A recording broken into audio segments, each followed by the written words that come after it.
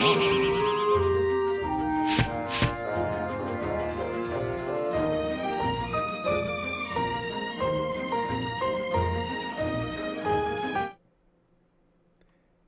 guys, welcome to the, what day is today? Monday? Monday, Tuesday. The Monday night live stream for Quodd Heroes. We have a few days left in the campaign. It ends Friday at, I believe Friday. I've been saying Friday all along. I think that's correct. At around 1 p.m. Eastern time. Anyway, so we're going to play some Quodd Heroes tonight on Tabletop Simulator, and we're going to improvise a scenario. We have Danny Dawson and Gilbert with us, and Eric is supposed to be joining us. He signed up earlier. So far, Eric, if you're watching, hop on Discord, and we'll give you a hand with getting into the game. So I'm going to switch over to the Tabletop Simulator screen, and so you guys are looking at something more interesting.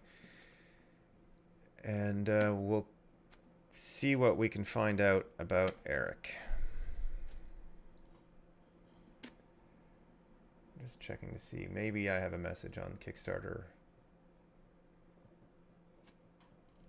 Nope.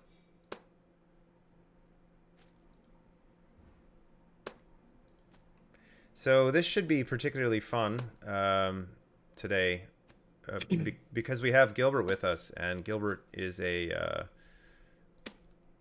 genius at coming up with ideas for content, and so we're gonna tap that along with Danny and I, and sort of come up with something completely new here.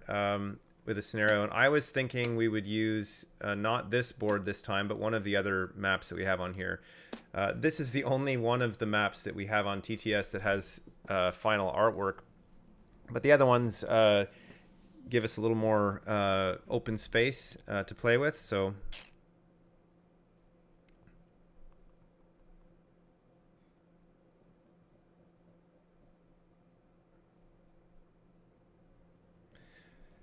yeah, so this is the one we're going to use. This is actually missing part of what we need, or what would normally be on here. There's like a rotating platform thing, but it's a bit laggy in Tabletop Simulator. So we're just going to basically start with a blank playing field and no particular ideas, at least on my part. I have nothing in mind. And we're going to build a scenario and then play it. So this normally has, you see these buttons that say clockwise, counterclockwise. It would rotate a platform that sits on this map, but that's missing. So it's going to look a little wonky. And as you can see, oh, there's the board. Can we rotate that manually? I guess we can. Yeah, technically you can. But will it? Yeah, for sure. Will it keep the crystals and stuff in the right position if we rotate it manually? They're gonna stay in place. Yeah, they're not gonna rotate with yeah, that's not gonna work. They wouldn't rotate, right? Yeah, so we can either leave it on here like this, or just take it off. I think maybe we want the pits, because if we can't place tokens on it, then it's kind of pointless. Yeah. Yeah, so in the real world, obviously, the actual game, that will work. Because you just pick it up with your hands.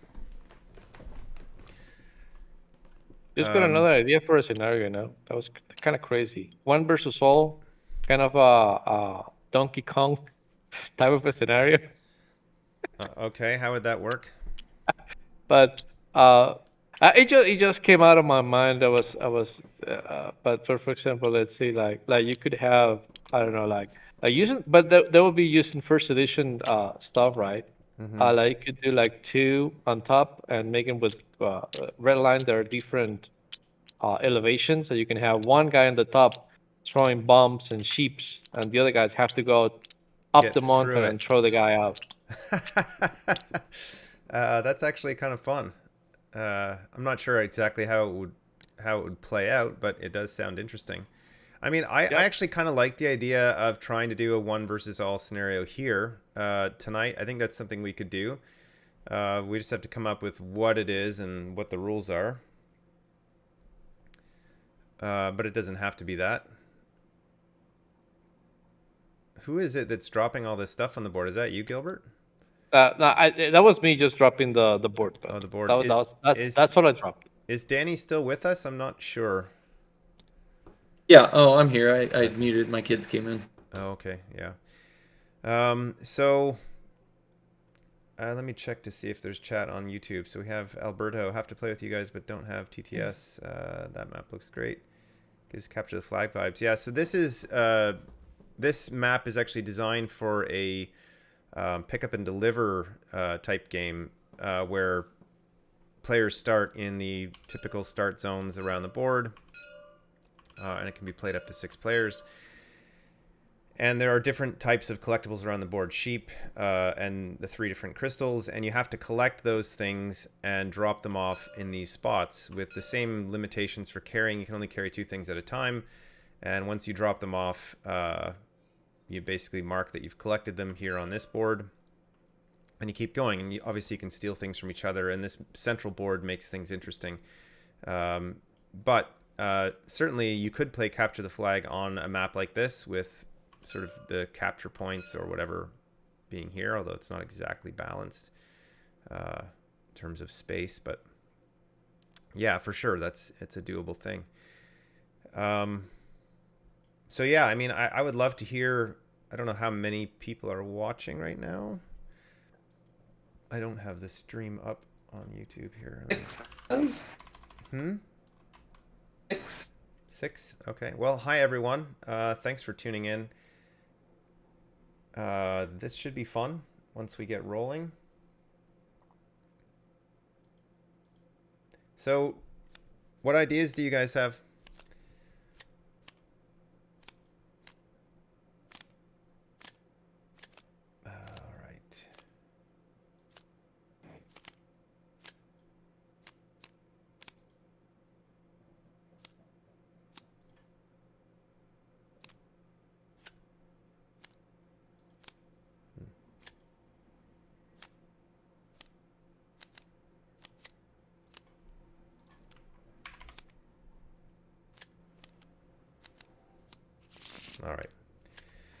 All right, so, so if we're playing one versus all, we only have 3 players, so it would be 1v2. What shall we do?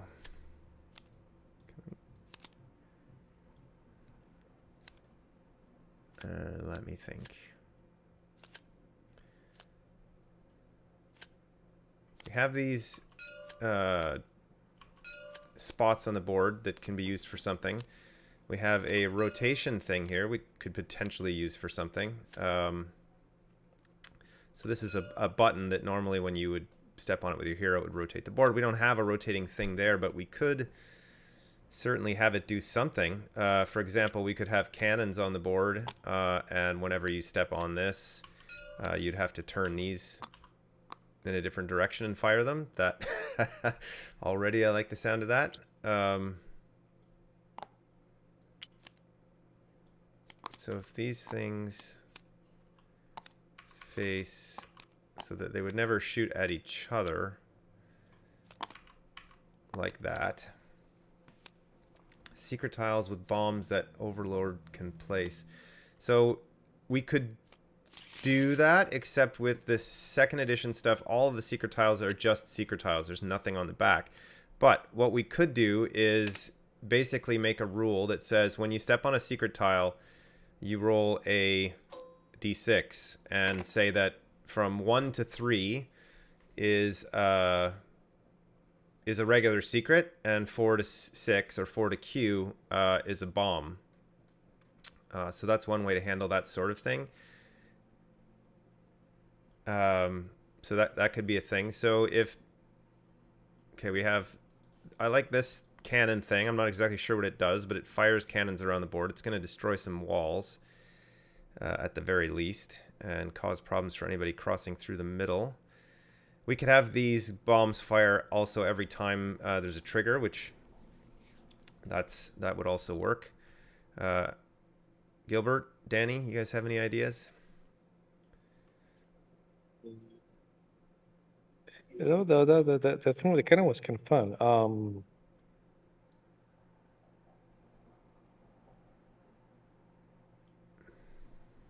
Yeah, I don't know. Maybe stepping on is what will just allow the rotation triggers. That's And what I. how What, about Of it? course. How about if you step on one of these two, it's like a button, and you place a pit at sure. I don't know, range 5, Range 5 from range the button. 7 from the button, range 7 maybe. Okay. So what is the objective of this scenario? What are we trying to do? We could make this like a battle royale. Um, the pit idea works for that in particular because if the battle royale involves basically pushing each other into pits, and we make it so like we have 3 lives or something, then initially we're just going to be running around trying to collect crystals to power ourselves up, and then push each other in pits, but that might take a while.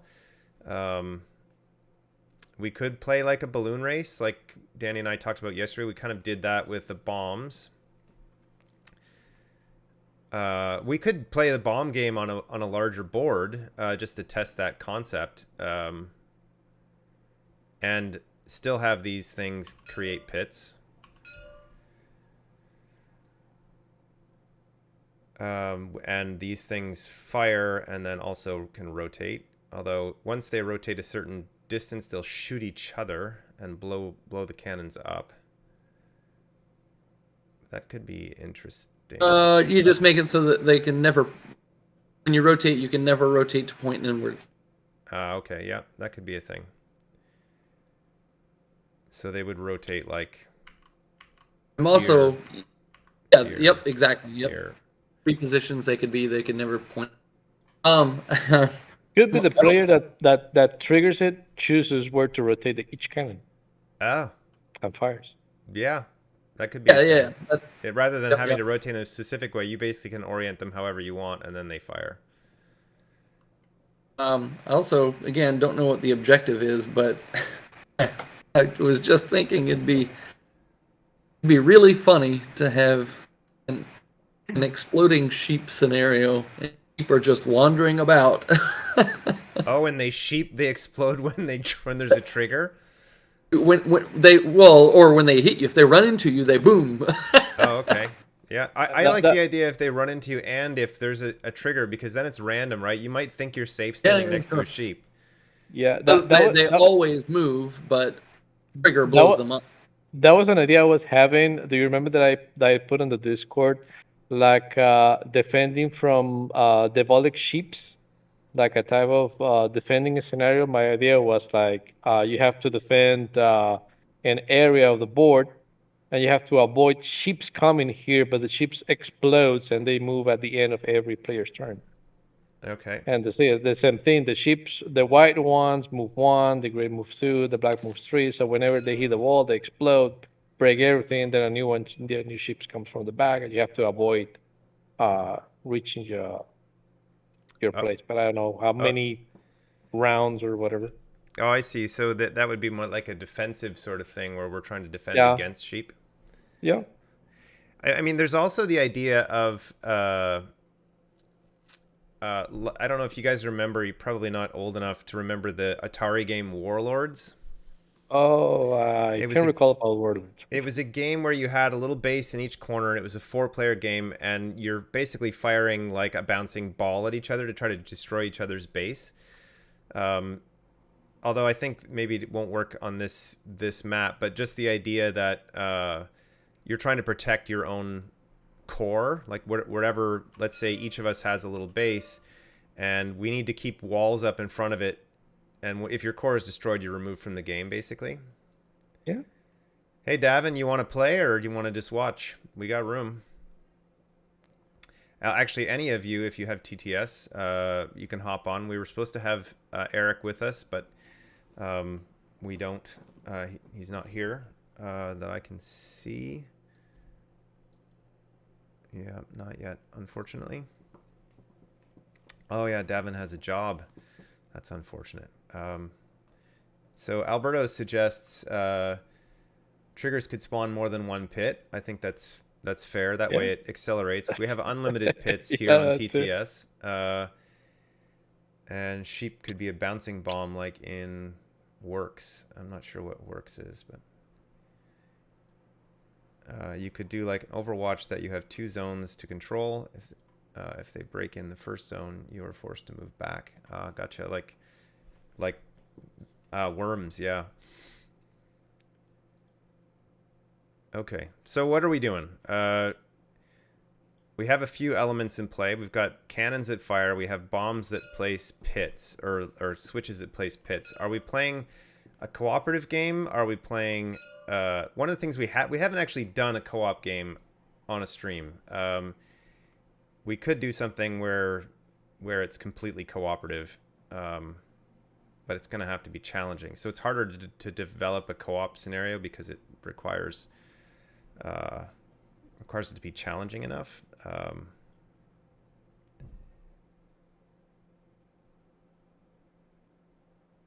Springs in inconvenient locations. Although on this board, if we're doing cannons, anywhere where there's a spring, the cannons are going to get destroyed, or the springs will get destroyed. Although they won't, because it passes over springs. I forgot about that. Waka Springs.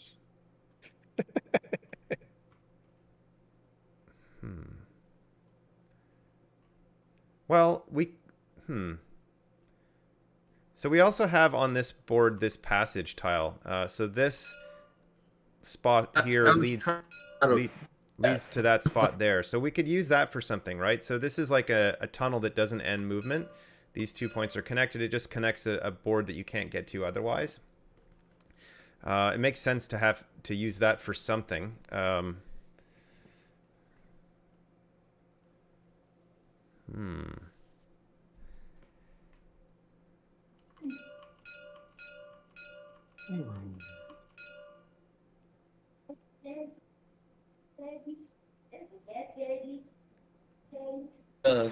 to think of how to use it. Actually, you know what? I just thought of something. This might be stupid, but here's the idea. So we make a co-op scenario where this area right here, how many spaces are there? 7? There are 7 spaces, and let's say we put sheep in here on each of the 7 spaces. Or there are none there by default, but we have sheep tokens. And at the end of each turn, a sheep token spawns in that area. We can never let it fill up. Like however many turns we have, like that is not allowed to fill up, and so we have to empty that. But at the same time, every time there's a trigger, a row of pits appears around this thing. So it becomes harder and harder to get into it. Maybe not. Maybe that's too hard. Or too abstract. I don't know.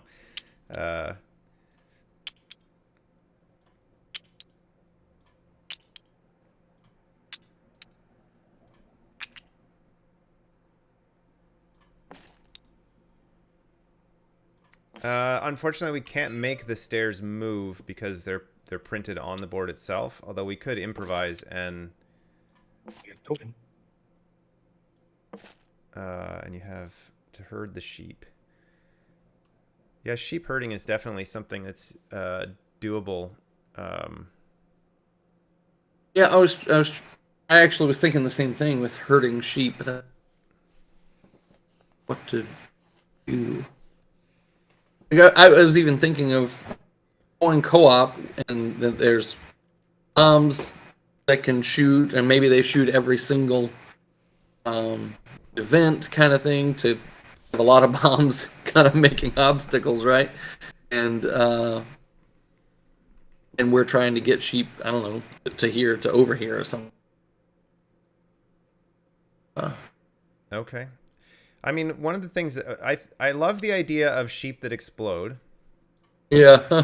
That's a lot of fun. And maybe if we make it so that The sheep will explode if you're near them at all, unless you're carrying a crystal of a certain color. Or just any crystal. Or maybe they explode if you're carrying a crystal. So you have to kind of drop them. And then we have to get the sheep into here. Yeah, that was kind of what I was getting at, is getting them there.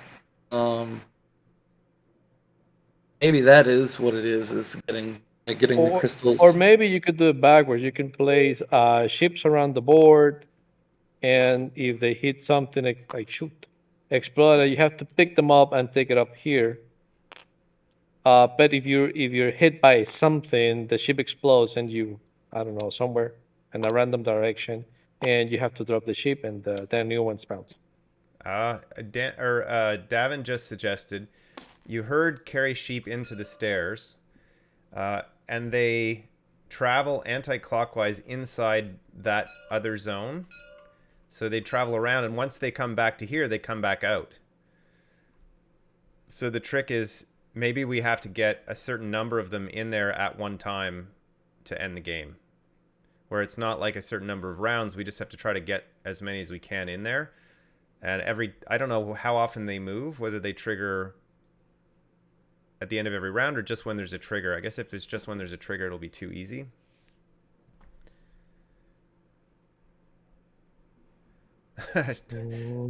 Alberto says, imagine if sheep could spawn cannons. Or even more interesting, I think, than that is, what if sheep spawn pits? When they die, yeah. Or not when they die, when they move. So every step a sheep takes, he leaves a pit behind him.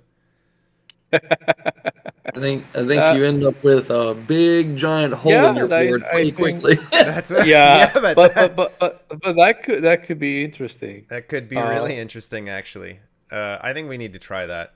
We've got some people on the channel saying that's a good idea. That's a good mechanic. Yeah, that sounds amazing. Yeah. So I think we try it. But maybe we could do that and try to herd five sheep on here. Yeah. And let them move with if they're going to leave pits, let's try to move them with only the triggers. Yeah, I think that's fair. But maybe we double their normal movement. Yeah. Which is completely insane. And this is impossible to play in the physical game because we don't have unlimited tokens. But you could improvise using your own bits if you really wanted to play something specifically. You can like print, this. glue, and cut. Sorry? You can print, glue, and cut. And then yes, you can that's make right. like 20 more. The other thing too is we could have the sheep spawn different things. So maybe the white sheep drop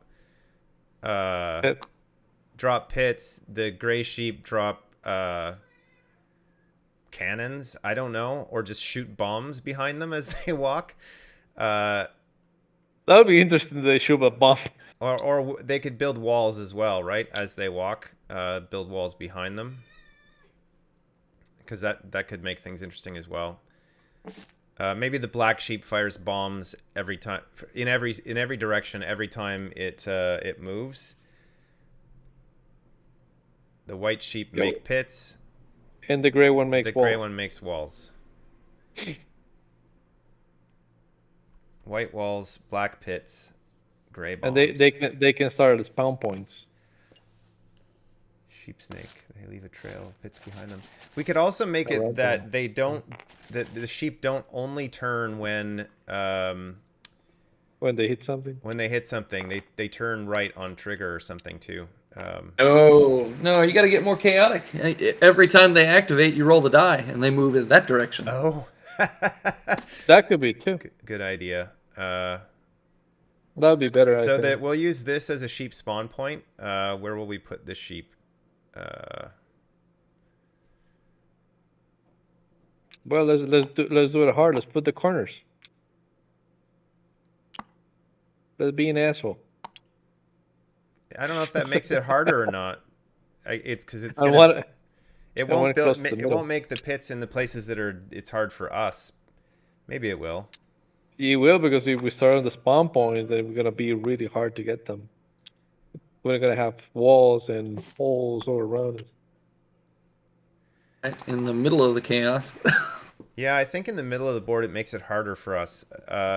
Maybe not harder to pick up initially, but what we do perhaps is start off by putting And maybe the a buttons, few the pits triggers around. could be like you could remove, I don't know, 3 tokens or 2 token or 1 token out of range, whatever. Yeah. So So that way you can the remove a buttons pit don't and do anything right now. We could move the yeah. cannons. Could just cover them. Although that's not So going to push work it there. over. Yeah, so that one would only have 2 positions. Yeah, pretty much.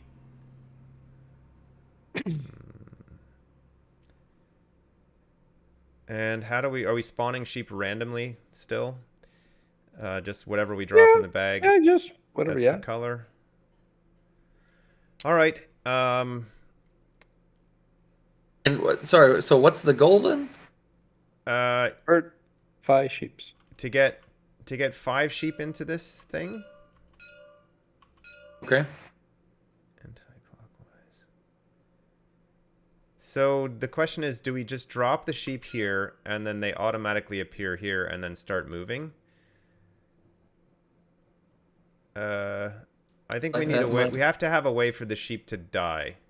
So when the sheep come in here, they move around in a circle. When they land on the teleporter, they teleport into oblivion. Or they teleport back to the board. Yeah, I guess. So they just respawn a new sheep. And if a sheep dies, a sheep respawns as well, I guess. So they would march around this and come back to here. But then I try to put it here because I wanted to shorten the number of times. With the sheep would march here. Always just one space, I guess, when there's a trigger. Not at their normal speed because they'll be blocking each other. Okay. Danny, what did you say? What's that? What did you last say? I'm trying to clear. Alberto said you stole his idea, and I don't remember what you said. I don't remember. I was I was trying to get some tokens out of a bag and copy them, but yeah, what did I steal, Alberto?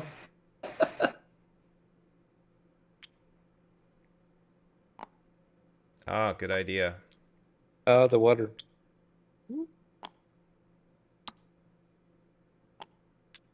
Somebody picks Mizu, have to give me rights so that I can Or- copy yeah. these because How do these are I- how do literally I- her tokens. How do I make you right? Give you rights?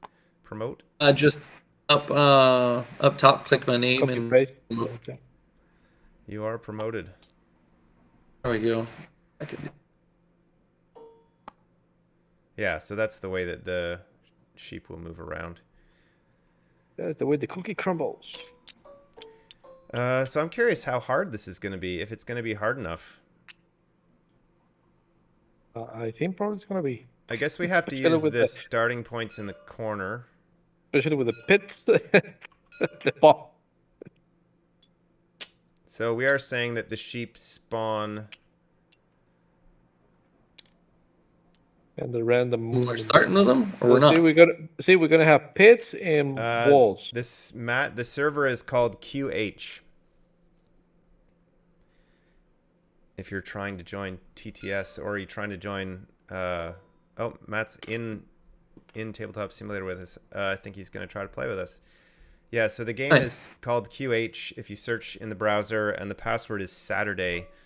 All small letters.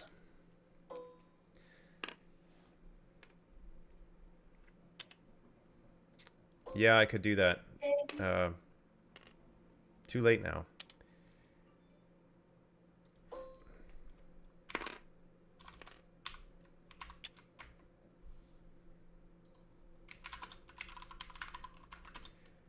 I'm such a noob with Discord and streaming, and I don't have a clue. clue what I'm doing. Okay, so we have all the sheep in place. Are these all gray I sheep? set them up, Is that 2 gray sheep and I and white one or Three black one? three whites and 2 grays. So we are making the white ones do what? white There was were white ones, walls. holes. No, whites were holes, grays walls, and black bumps. Okay. Oh wow, this is going to be interesting. And all right, I guess we get to pick our heroes now. I guess we switch to 4 players. Matt is joining us. We'll wait until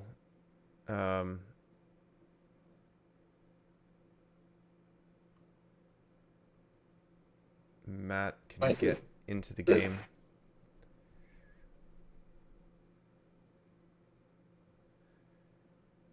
Oh yeah, Danny's got actual type on there, and you don't have to keep writing with the pencil, Gilbert. Oh, I didn't see him doing that. I would have done it that way too. That's funny. I forgot about the writing tool. Hey guys, sorry, I'm a bit of a noob here. I got the Tabletop Simulator mod. I subscribed to it, but when I try to connect, it says failed to find server. Okay. Make Oh, sure you you have have to the subscribe. friends on check. Did you subscribe to the Quodd Heroes mod? Yeah, it says I'm subscribed. Yeah, it doesn't even matter if it's just growing up. Do I have to relaunch TTS? I don't have to think No. so. If you find the server HQ, Or QH? QH? Yeah. So you couldn't find QH when you Then- searched the server browser? Yeah, when I search, it just kind of rotates and then. make sure there at the bottom you said that friends something, but that make sure that it's on check because it's Yeah. only gonna find friends from Steam. You can search by name as well, so you can look for Ryan. My name on So you can what, pull the stream name, the total. yeah, if I add you as a friend on Steam, it might be easier to find it. Send you can me a send message a on invite. Discord with your or I'll send you a message with my friend invite code on Steam. If I can figure out how to do that.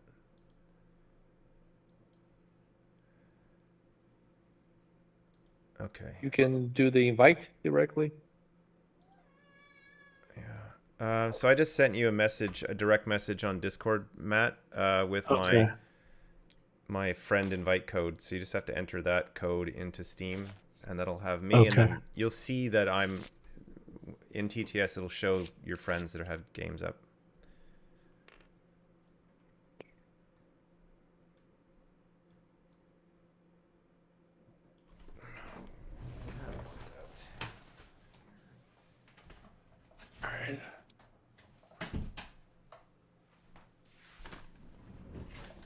All right, it found Tall Tree. I was able to send an invite. Yep. So we should be friends now since I invited you. Let's see.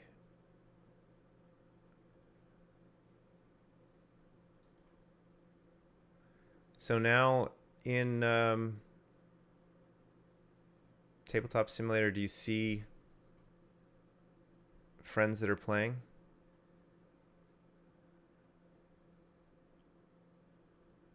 No, it's not showing me any servers for some reason. Okay, just make sure, maybe try quitting TTS and reloading. Yeah, I'll try that. It might also be you need to update Tabletop Simulator to the latest version, although I guess if you just installed it, it would have the latest version.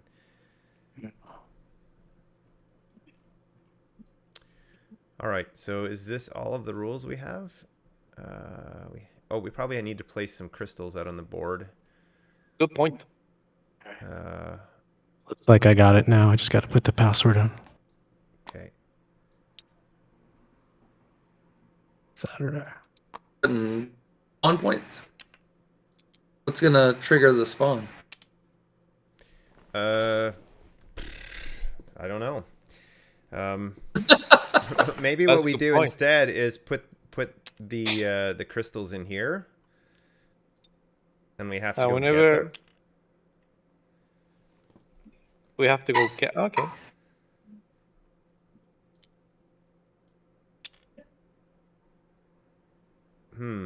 I don't know. Or we just put Maybe them the around we just put them around the board as usual.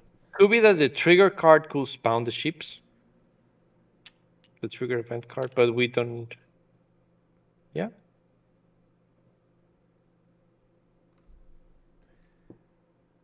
So every time a trigger, we have 5 more ships. Oh wait, that would be too chaotic. That would be nuts. It would be too easy for us too, since we're trying to collect sheep. No, Right? that would be nuts because we would have holes and bombs and walls in the entire board in no time. It would be incredibly hard in reality. Maybe we do this. The crystals. The spawn points can be in the center where they're not close to us. Do we make this yellow? We could put a yellow crystal in the middle.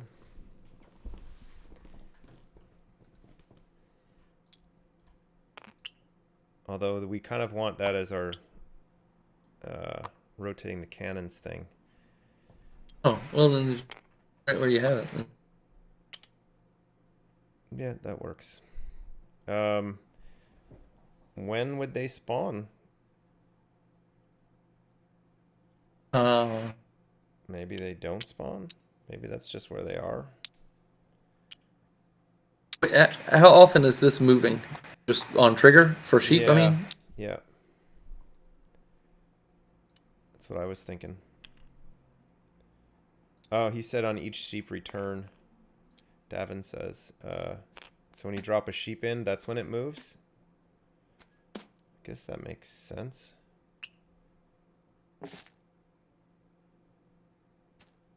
when you drop a sheep in, everything in here moves? I would think so. I have an idea for the respawn. Maybe you can have a counter. So whenever something reaches 0, you spawn it and you go back. Maybe you can do it. We could do like every 4 rounds or 5 or 6. Oh yeah, that's what Davin is saying. When you pay a sheep, you get crystals. So when you drop a sheep off, crystals, any empty crystal spots respawn. Sure, and then I will say the respawn of the sheep. We could use the counter here with the panel. a white sheep gets pink crystal, gray gets a yellow, and black gets a blue. Sure. Do we start off with no crystals on the board? Yeah, I think it was better. And whenever you drop a sheep, then you get the And we get crystals. crystals. We got crystals everywhere here. I'm making a big mess. And sheep respawn for about how many rounds? 4? Every 4 rounds? It's too slow? Maybe the sheep don't respawn? Play your turns. So was the idea that when it gets, and maybe that token isn't long, maybe it's whatever. When it gets here, it respawns? Yeah, maybe You that's remove when it they and come back respawns onto a the new one. board. And anytime we have 5 sheep in there at one time, the game ends.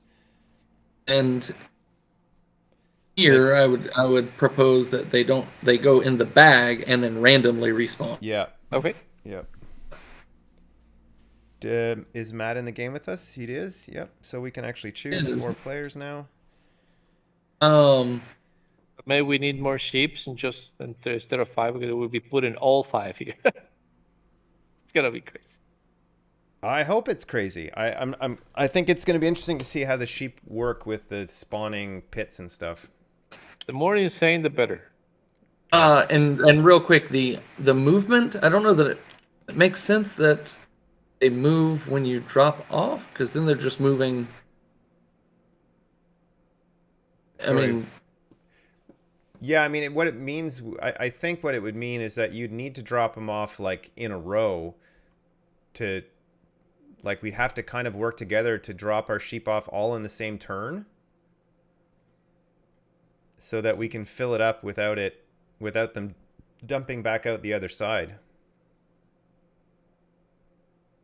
You know what I mean? Yeah. Or is that... and you know what? Yeah, or if it's maybe they do move once per, but they also move on trigger. Yeah. On trigger, and maybe it's up to us to get in here, and we kind of come in here and try and monkey around, slowing stuff down. But I was thinking we're not even allowed to go in there, but like if we just go here and drop them on this spot, and then they populate inside there. Oh. But that could be a thing. 'Cause, well, then you could just have one of us standing on this to stop the sheep from falling in. But that feels like cheating. I would say you cannot enter here. Yeah. That's just for the ship. This is like a drop zone. Okay. Although these cannons... We're saying that when you step on it, you can choose which direction it points, right? Yeah, and shoot. Okay. Of course, this is co-op, yeah. We need to help Matt get his keybinds set up and stuff. Yes. So let's just all pick heroes, and then we'll sort out the rest. Go for it. I'll pick last. I'll pick last. Is there a new friendly hero? They're all about the same. We might want to Yeah. think strategically in terms of which heroes we take, but I think definitely Nim is a good choice here because Nim's pink crystal power lets him ignore pits. That's not bad. Probably Ard is good because he can make impassable walls. Pinky has the candy tokens. That's good. And even the sticky ones are useful for the sheep. Sticky ones. Yep. I mean, there's no bad choice on the heroes. They just do different things.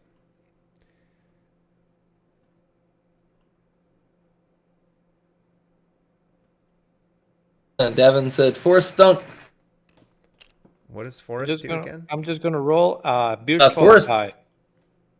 Davin, if nobody picked him, that was going to be my pick. I think he'd be great. I'd throw out trees. We'd all get a bunch of food, yeah, cards from a co-op standpoint. Yeah, and also get more pets. More pets. Yeah. And Ember is really good for Fireheart, too, for additional movement. That's also... I'm gonna roll a non-conventional dice roller, a random number from 1 to 10, and see which one I grab.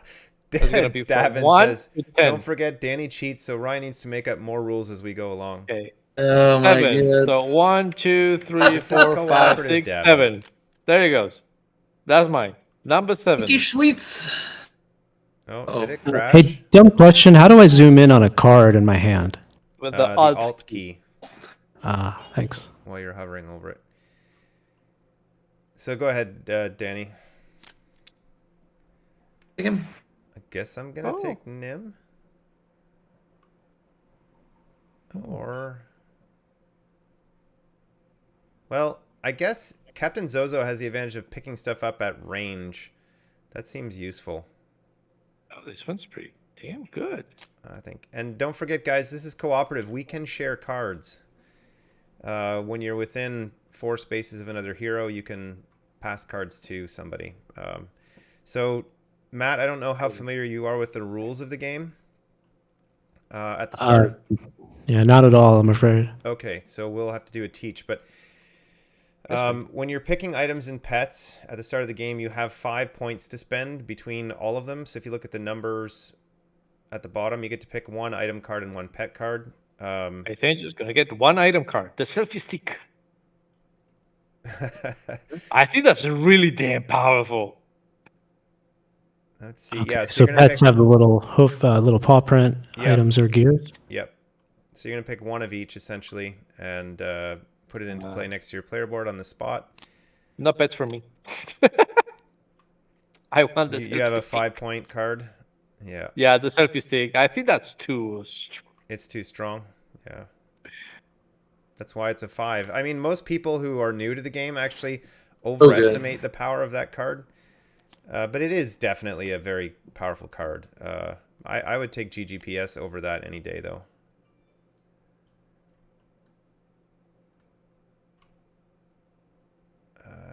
This can be any face up and any rotation. That's fucked up.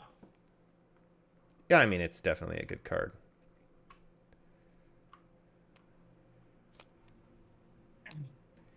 Wow, on a board that has not very much water, I wonder if Dryad's any good. Well, Oh I man, guess... Huh. I really want to play around with the crystal test kit, but that is just. I mean, it's okay with its first bit. The second half of it's used.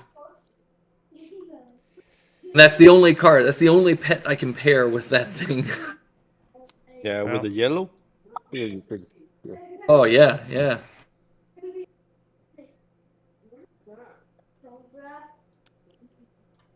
Yeah, that's going to be my combo. Double down on some So something. let me just discard So these. crazy.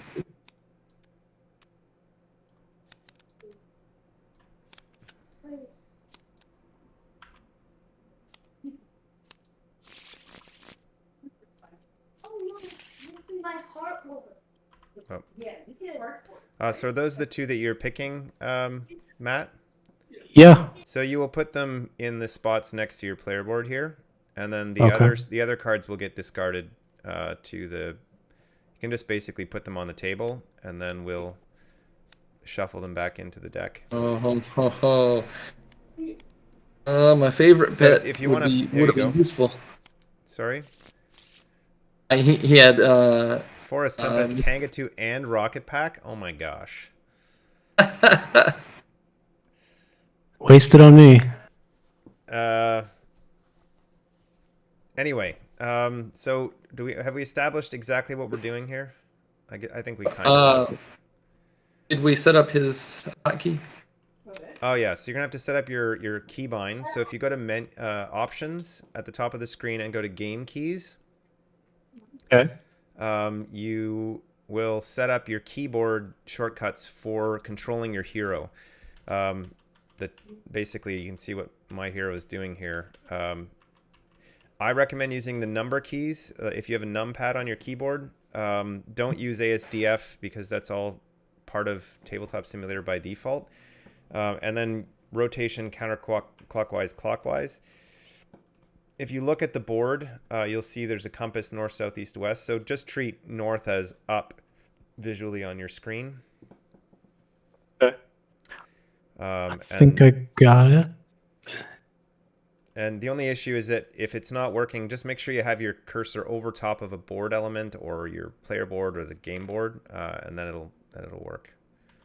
Yep. And the last thing to note, when you do tumble, either tumble and then move your character, or move your character and then tumble. You do it while you've got it in your hand. It's gonna do all kinds of craziness and make you drop it and whatever. Yeah. Okay, cool. Just clicking and like a single click and letting go will cause it to mess up as well. So when you're picking Double up, just make click. sure you click and hold, basically, Ah, I see. because you want to Cool. keep the orientation as is. So what I'll do is I will go first essentially, and I'll teach as I play my turn, and explain any board elements as we go, and then from there. Whoops. How did that happen? From there we'll begin. So these are the spawn points where players start from, these little face symbols. So you're going to pick one of those. Basically the way that turn order works, I usually play first in these demos because I'm teaching. But the first player places their hero on the spawn points last. So that would mean that Danny gets to pick first as to where he spawns.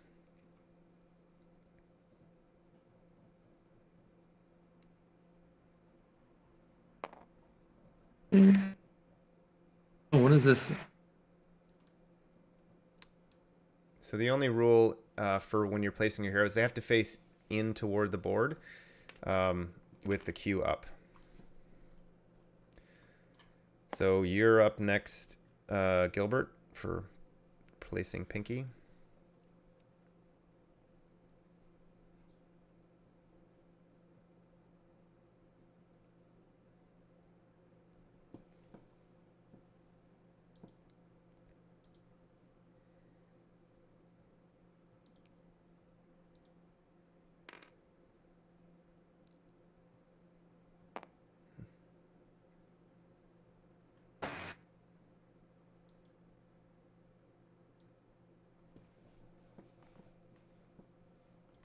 So this is Gilbert.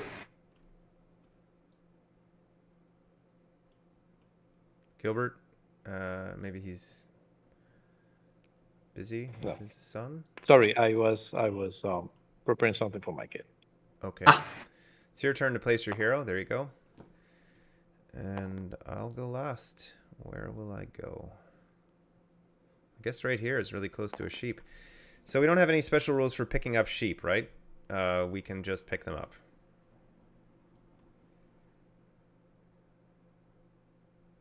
Sheep do not automatically jump into pits. They will avoid them. We know that. Regular sheep rules apply.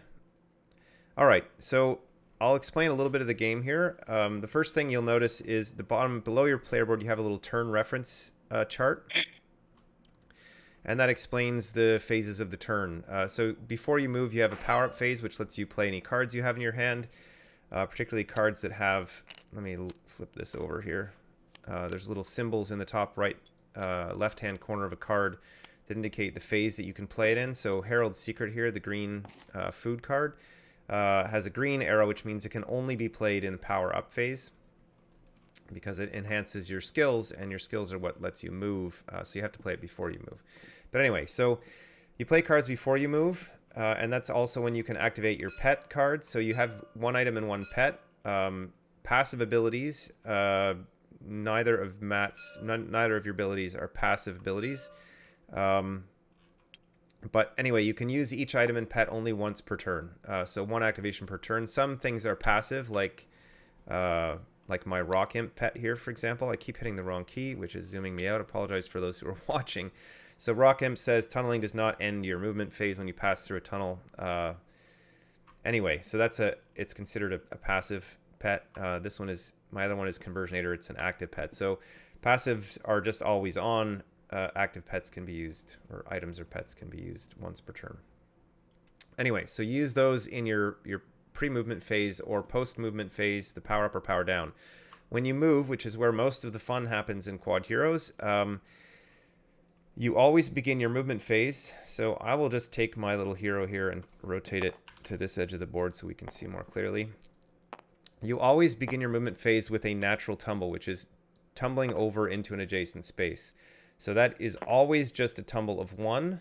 So in this case, if I were starting in this spot right here, I could move to here and tumble forward, or move to here and tumble left.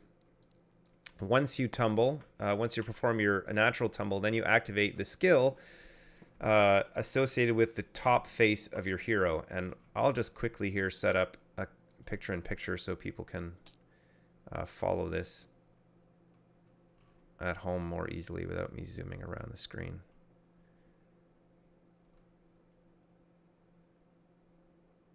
All right, and lock that. Okay, so now I have my...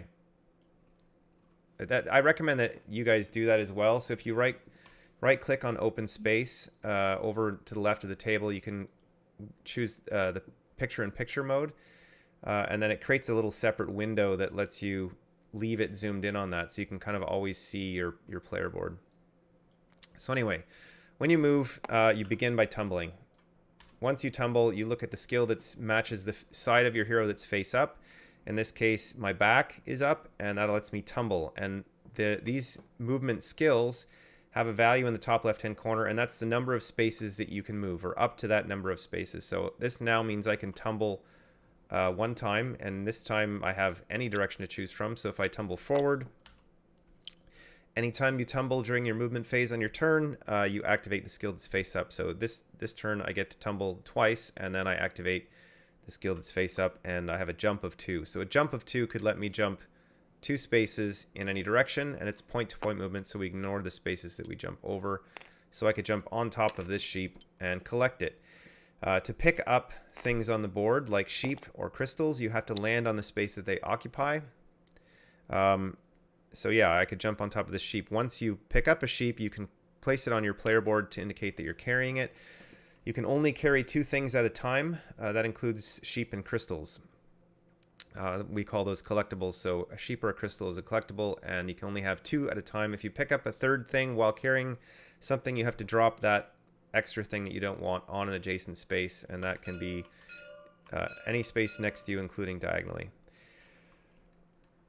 One more thing is, as you move, so if I were to start my turn here, I tumble forward. I activate board elements before activating my skills. So in this case, this arrow pushes me 1 space in that direction. It's a water current. This blank water space doesn't do anything, but this space would push me to here. So I would start by tumbling onto this space, then get pushed here. Then I would activate the skill that's face up on my hero and dash 1 in this case. So the different movement skills you have on your character are from left to right. Diagonal slide moves only diagonally, but it can change direction, so you can zigzag. Dash lets you move in any direction with each point of movement. Slide is just like diagonal slide, except orthogonal. You can also change direction if you have more than 1 movement point. These all start at the same level. The upgraded side of each hero's skill tiles are different. We'll skip over Q for a second. The tumble skill is the only skill that lets you turn your hero over, the tumble skill and the natural tumble. And then jump is jumping over other heroes, other spaces, whatever. When you land on top of another hero, you push them in any direction that's available. So you can't finish your turn on top of another hero unless you have the pet Jasper, which lets you occupy the same space as another hero. What else am I missing? Yeah, so board elements move you or activate before you move. This is a whirlpool. It rotates you 90 degrees in the direction of your choice when you land on it. As you move, you can push other heroes in the direction of movement. So if I wanted to tumble toward Ard here, I can push in that direction. If you're moving diagonally, you can push diagonally. As long as that player isn't blocked in the direction that you're trying to move, so there's not a wall there or something, then you can move in that direction and push other players, unless they are rooted, which means they can't be moved. There are a few other types of tokens we need to know about here before we can actually start playing. A spring, when you step on a spring, you must jump 2 spaces in the direction of your choice. Teleporters, when you step on a teleporter token, you roll a d6, and you move that many spaces, or up to that many spaces, counted orthogonally. So range is always counted orthogonally, you don't count diagonally. And it ends your movement when you use a teleporter. So even if you've just tumbled onto the teleporter to start your turn, you basically have to stop moving once you teleport. So it's best when you're using teleporters to place them near the end of where you want to move so that it can extend your range. And then we have tunnels. One tunnel on the board does nothing, but once there's another tunnel on the board, you can come out to any other tunnel on the board. Tunnels are optional. You don't have to use them. You can't push somebody into a tunnel. You can push people onto a teleporter or a spring, and the pusher determines where the pushed player goes. That's really only relevant for player versus player scenarios, because here we're not going to be being mean to each other. Okay. That's it. So Cool. the last thing we need to know is about the different cards. So I'll quickly explain this. The different kinds of cards. There are 3 types of cards in the exploration deck. So this is at the end of your turn during the. There's 2 phases near the end of your turn. First is the event phase. That's when you'll draw a card from the event deck over here. Flip it over, read it out loud. It affects all players. Some of them have triggers on them, which is like at the bottom of this card where it says triggers.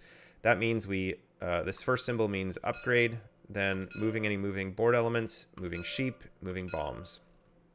That only happens when there's a trigger on the card. And then you'll draw cards equal to the number in the bottom right-hand corner of the skill tile that is facing up. at the end of your turn. And so that's the only one that doesn't have an explorer value is the tumble skill, because you'll almost never have the tumble skill face up at the end of your turn because you have to activate another skill when you use it. And those cards are drawn from the exploration deck. Food cards. There's food cards, rune cards, and tool cards. They're all single use. You play them, they're gone forever. Food cards tend to enhance your hero's movements. This says +3 to your dash skill this turn. So you would play this, and then when you activate your dash skill, you would add 3 to the range of your movement.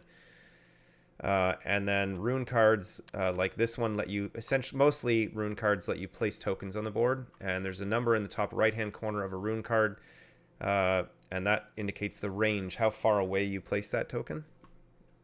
And tool cards are just like items and runes, only they have some different functionality, but they work the same way. So you have a 5-card hand limit at the end of your turn. Once you draw cards at the end of your turn, you can't play them until your next turn. Cards can never be played during your movement phase, only during power up or power down. Anyway, so we know enough. We'll talk about the Q powers when we get there.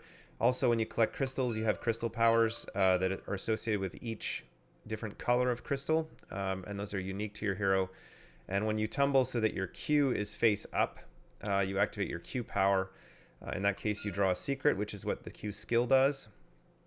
And the secret deck is over there with a question mark on it. You draw that, essentially flip it over to show everyone. If it's a card that goes to your hand, it goes to your hand. Otherwise, you just do what it tells you to do. They tend to be positive things. And then you also get to activate your Q power, which is taking this tile that's here off your board at the start of the game and choosing one of the two sides and then activating the ability. So that's what happens when you activate your Q. All right, so let's just start the game here. Let's clear off these tokens. Go ahead. Well, one last thing, because it's a co-op, we need a lose condition, and I was going to propose, maybe you guys said it and I just missed it, but I saw the token sitting over here, and that's, whatever we set this to, that's how many sheep can fall into a pit before we lose. That's fine. We set it at 4, and if it's too easy or too hard, then we can adjust. Since this is our first go at this. We have no idea how difficult this is going to be. So I'm going to start here. So I have no cards in my hand. My abilities don't let me do anything that I can do this turn on my items or pets. So I will just start by tumbling. Tumble there. Now I have my tumble skill. I'll tumble onto this sheep. Pick it up. And place it on my player board. And then use my feet, which is jump, and I'll jump to here to try to drop this sheep off. So that ends my turn. I can't really do anything with my items and pets, so I'll draw an event card. Did we shuffle the event deck? I had, but I think we'll have monkeyed with it. There. Don't want to draw the same one I just showed. Flip it over. Crystal Surge. Any hero carrying a crystal may explore. So none of us have crystals, but we do have a trigger, which is going to move some sheep and let us upgrade. So we'll move. First we upgrade, because that's the order of the triggers on the card. So you're going to take one of your skill tiles here in front of your player board and flip it over to its upgraded side. I guess I'll just flip over my feet, my jump skill, since that's face up, and I'll get to draw 2 cards instead of 1. And then we'll move the sheep. So this is what is going to get interesting in this version of the game. So this sheep just moved 1. We were not going to move them randomly direction, no? They're... Sorry? We're not going to move them random direction? No? They move in the direction they face, I think. And then when a trigger happens, they'll move randomly. Like the next trigger. Okay. I'm not sure how we could make them move. Like that would, I think it's a lot of maintenance if we have to roll the d6 for, or the directional die for each one, or do we do that? Well, it's just 5 times, not that much. Okay, sure. So the top left sheep will move southeast, and he'll build a wall behind him, but he can't on that space because it's a thing. We go top right to left, so we go to this sheep next, which I'm carrying, so it does nothing. Yeah, and then we go to the gray sheep. That one's going to move southwest, but it cannot. Oh.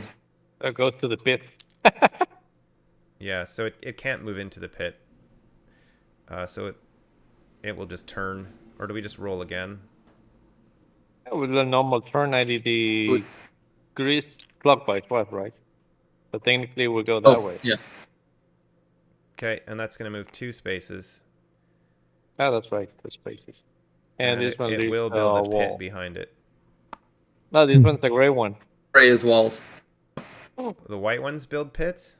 The white one was pit too. And Okay. then turns because of the whirlpool. Yep. I love this 8-sided movement die. That's really great. It's clever. Yeah, we got this one. that's typically used only for world events, but we're improvising and using it for our sheep here. Northwest. And now this And one. this guy.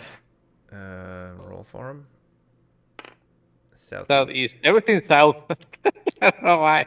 So he can't go there, so he'll go there instead. 2 1 and spaces 2. and build a wall. There are no bombs. Yeah, no bomb. So this event is resolved, and I'll draw 2 cards for my turn, and it is your turn, Matt. I kind of I missed the if someone could go ahead of me and kind of just narrate a little slower of what they're doing, I could figure it out better. Okay. Well, I can walk you through it since Yeah, just there you go. outside of turn order. So you're going to start your turn. You have the first thing you're going to do is, because it's your power up phase, you can use your item, or you can play cards or use items and pets. So in your case, you have your Bastion pet over here that lets you roll a d6 and do something. So I recommend you do that first. So you're going to roll the d6 over here. You can just click on little number 1 below it, and it'll roll the die. There you go. So you roll the number 2, which says discard Bastion, then draw a new pet card. So he's based on my cat, and my cat isn't that cooperative. So you basically discard him to the next to the deck here, and then draw the top card of that deck and put it in play. Just hit the F key to flip it over.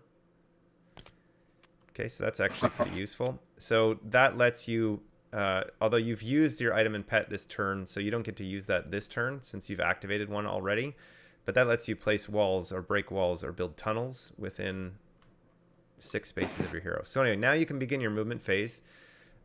You are Ard. So you're going to begin by tumbling. So you're going to choose a direction to move. One of those directions, and you're going to tumble in that direction. No, okay, that's not it. So Sorry, it's not gonna physically move your character. You're gonna use the arrow just to turn it over, and then tumble with the key. There you go. Now you'll tumble forward. So now you'll activate the skill associated with the top of your character. So if you look, you'll see it's highlighted on your player board. That's your tumble skill. So now you can tumble 3 more times. And change direction each time, and then you'll activate another skill once you stop tumbling, essentially. So you're trying to get to this sheep, so you could go left, left, up, or up, right, right, or sorry, right, right, up. So it's up to you which way, but you do have to tumble each time because this is your tumble skill. So 1, 2, and then 3. So pick up the sheep before you move to it. There you go. And put that on your player board. And now your feet are face up, so you will jump. And how far you jump, if you look at your skill there, is 2 spaces. So we're trying to get the sheep over to this spot right here. So probably jumping, well, you don't want to jump into the pit necessarily, but anyway, somewhere 2 spaces away. There, or that's a pit. So if you fall in a pit, you die. We didn't discuss what pits do. So if you fall in a pit, you respawn at the nearest checkpoint to that pit. In this case, I guess it would be right where you started from. And you drop anything you're carrying. So ideally, you don't want to land in a pit. So probably here is where you're going to want to go. And now you've resolved all of your movement skills. So you're done your movement phase. And you can, if you have items or pets to use, but you've already used your pet this turn, and your item requires that you have a crystal on it, so that's not going to help you. So you basically now move on to the event phase. So you'll draw a card from this deck, just the top card, and then don't hold it down, just click and drag basically, quickly. There you go, and flip it over, and You can zoom in to read it and read it out loud. Players may not use pets during their next turn. Flip pet cards over. Players may discard a food from their hand card to avoid this effect. From their hand card. It should say a food card from their hand to avoid this effect. Yeah, so this is a beta. But yeah, so if you have a food card in your hand like I do, you could discard it to avoid this effect. I think I won't bother since I don't need my pet next turn. So essentially we'll flip over your pet with the F key, and you basically can't use it until after your next turn. And that's it. And I can't see your cards because Yeah, because they're in my hand. Okay. But we could, I mean, in this case, we're playing cooperative, so technically we can just play with our cards face up on the table, so that because we're allowed to share cards with each other in this game.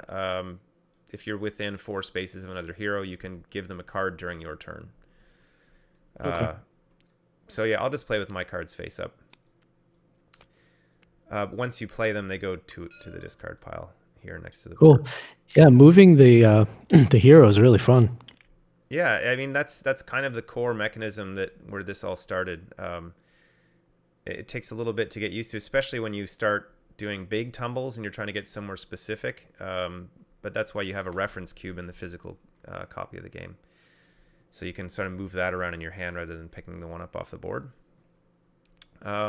Okay, so now you are in your exploration phase, so you get to draw 1 card based on the number in the bottom right of your jump skill, which is face up on your character, and you'll draw from the top of the exploration deck right there. And you can, if you basically can either hit the number 1 key to draw 1 card and it goes to your hand, or that card now just you can put in front of you so we know that you have it essentially, since in this type of game we have open information. So that ends your turn. So now it is Pinky's turn, which is Gilbert.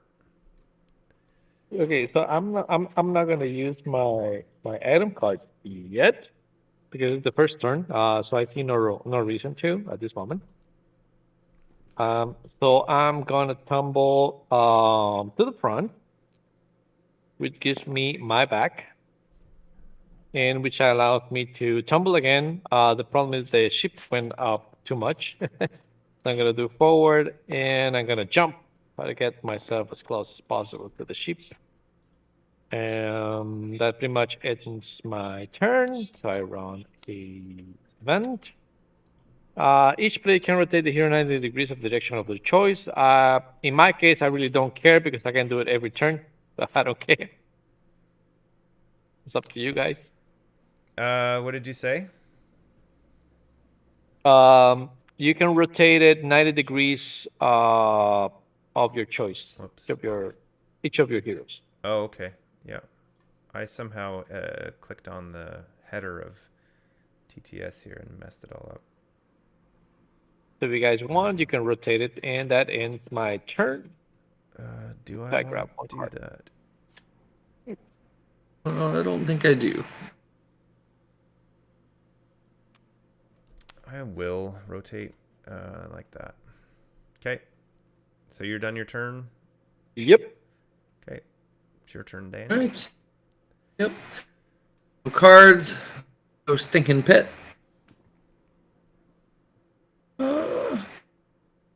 Move. And I'm gonna total of 2.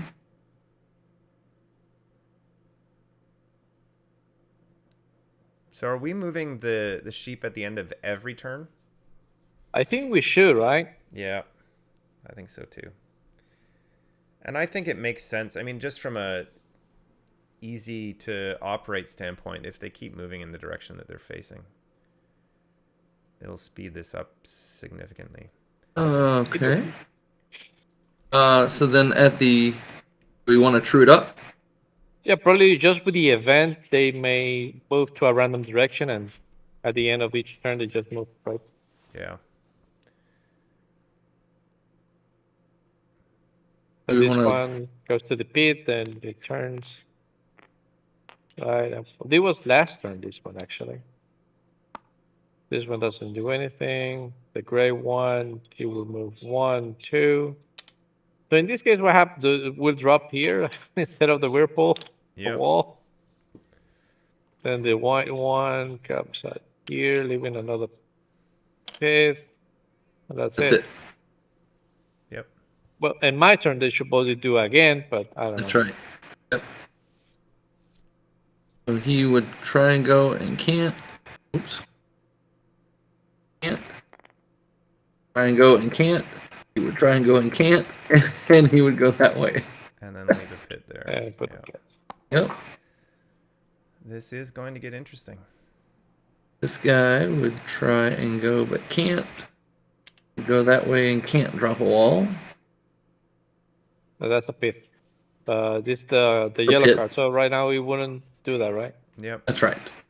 You can't place And there's tokens one on, more. What's scenario And this one will move here scenario tokens. on the wall. Because that was the end of my turn. That's it. So now Was he? Oh, 1, 2, yeah. Okay. yeah, but this is the respawn point. Yep. Okay. All right. So, ooh, boy, that changed things. So for those watching who are not familiar with the game, this David Winningham is saying this looks cool. I just joined. Is this the backside of the board? Yeah, this is one of the other scenario maps that's not part of the public TTS because it's kind of incomplete artwork. And normally this has a rotating board element, but it's really laggy in TTS, so we kind of didn't make it public. But we're just using this board as for our scenario creation. We've made a cooperative scenario that involves trying to collect these sheep that are spawning pits and building walls, and we have to drop them into this spot here, which gets them into this spot. But then every time they move around, basically we have to get a certain number in there at the same time in order to win. And if they travel around every time there's a thing, and if they die, basically this track goes down. It's kind of complicated, but we'll see how it goes. So sorry, Danny, I interrupted. Go ahead. No problem. Drew the event. It just said flip the top card of the event deck, so we got some foresight there. Everybody gets to upgrade. Is it in that next turn that we get to upgrade? Oh, but this is the card.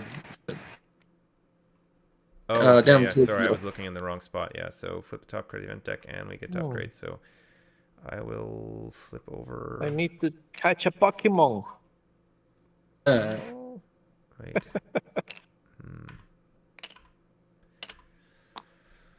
Yeah.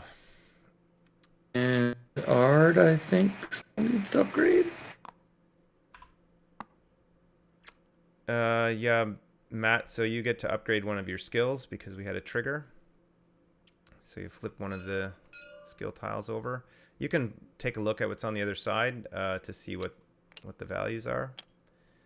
And then that's the end of this event. Then we've got sheep. To move. So the sheep goes there. Is that a white one? Yep, I got it. This No. guy. Interesting. He's basically just gonna come through this Yep. corridor. So Yeah, Build the next something. available route. This one will just go here. goes there and got it. Okay. Whew. Interesting. Now the ship is way too far away. I've got a sheep, but I don't know how I'm gonna get him in the bin. So Danny, you draw your cards. Yep, I get one card, and that's me. Oh. And my turn. What do I have? 6 silver this turn. You may play tokens. You play under heroes, including yourself.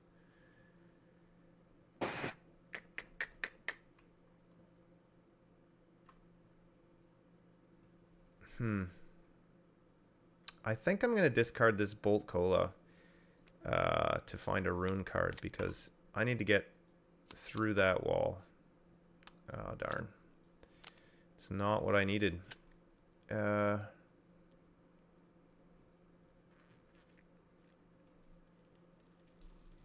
What are my options?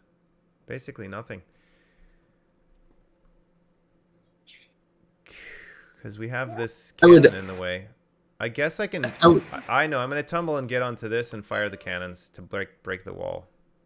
You'd make a strong argument that in a co-op we wouldn't have had that in the deck. Yeah. But... whatever. Meaning just ditch it and keep drawing till you get another rune. Yeah, I guess. That would be a card that wouldn't exist in a co-op game. It wouldn't exist in a co-op, yeah. There you go. So that's a much better choice for me. I'll place a tunnel actually right here. So when the other thing with token rules is, Matt, we didn't explain this to you. When you're placing tokens on the board, you can place a token anywhere except on a scenario token, so a token that starts on the board, or a respawn point. So you can't cover anything like these spawn points or the cannons because they started the game in play. And we determined at the start of the game that these are indestructible cannons. Didn't we? I believe we did. They're scenario tokens, so...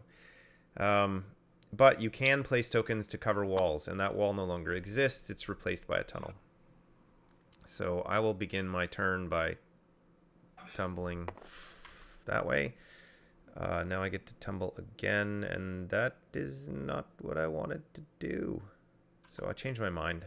I will... Nope. I guess that is what I'm going to do.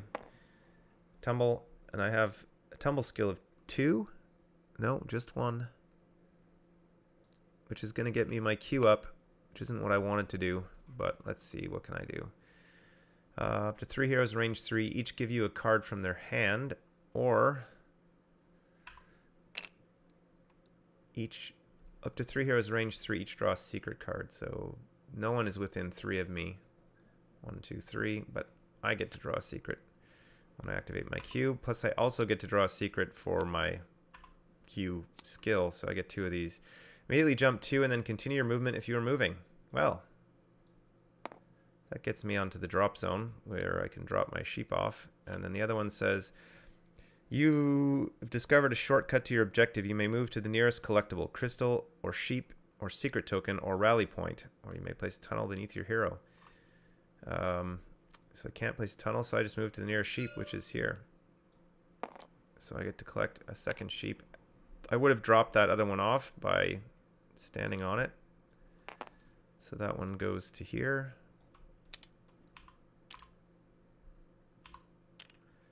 And what did I do with the sheep I just picked up? Here, okay. Put it on my player board, and that's it. Secret's done. Q power's finished. I've used my pet.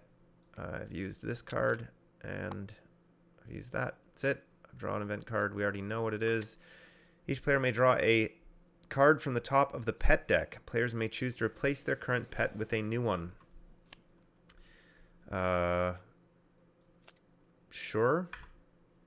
Do I want this versus my current pet? Nope, I don't. So I get to flip mine over anyway. I'll discard this guy. And we all trigger, and the sheep are going to move. So we get to upgrade again. Yep. This is unusual that we get so many upgrades at the start of the game, but... Damn it.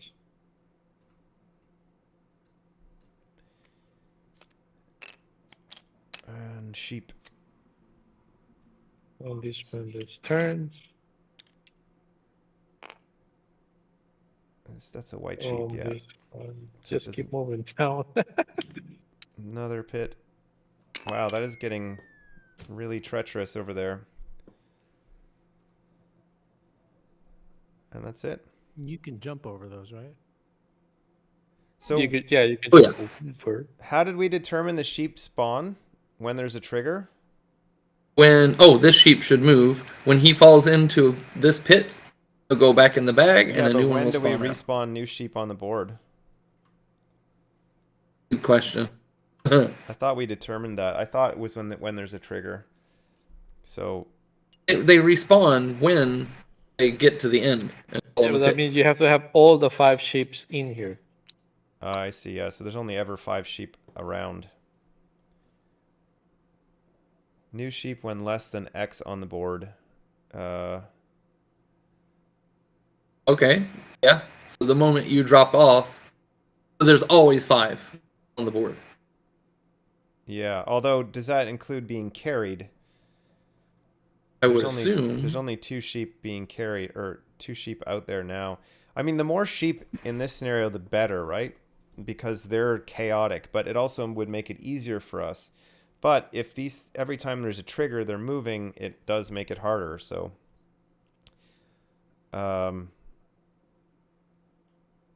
yeah. Always 5, 4, carried included.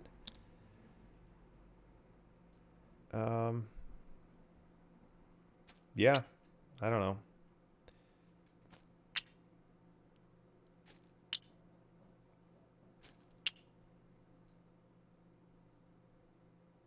To me, that where do they spawn? Roll a d6, 1, 2, 3, 4. The middle is 5 or 6. Sure. Which rule slows Danny down? Co-op or not? It's. I was gonna say it's co-op or not. Man, poor Danny. All right, that's it for me. I draw 2 cards from the top of the deck and put them out in the public. All right, Matt, you're up.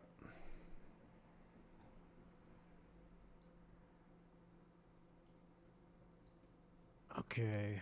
So play cards from my hand. Power up my heroes. I've got my honey badger. I like that little pun.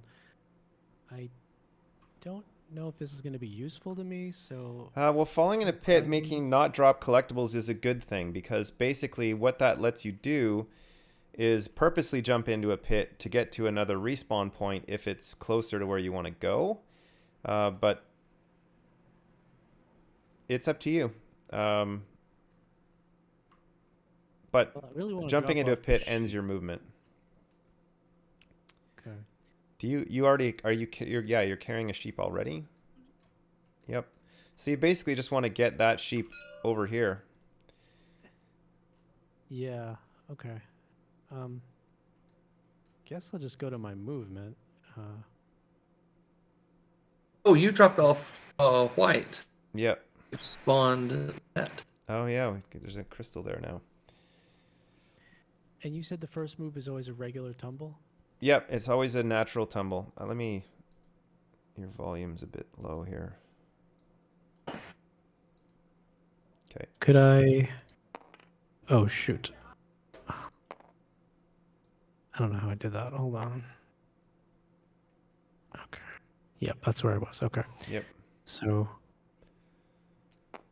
Oh, shoot.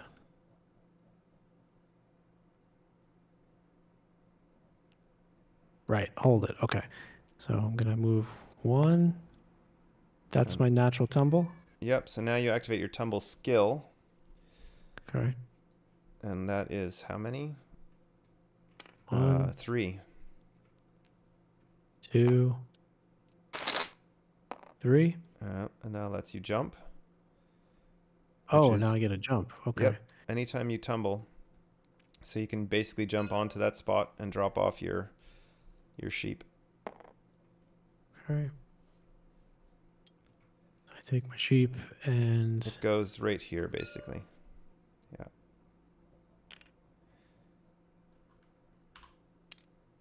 All right.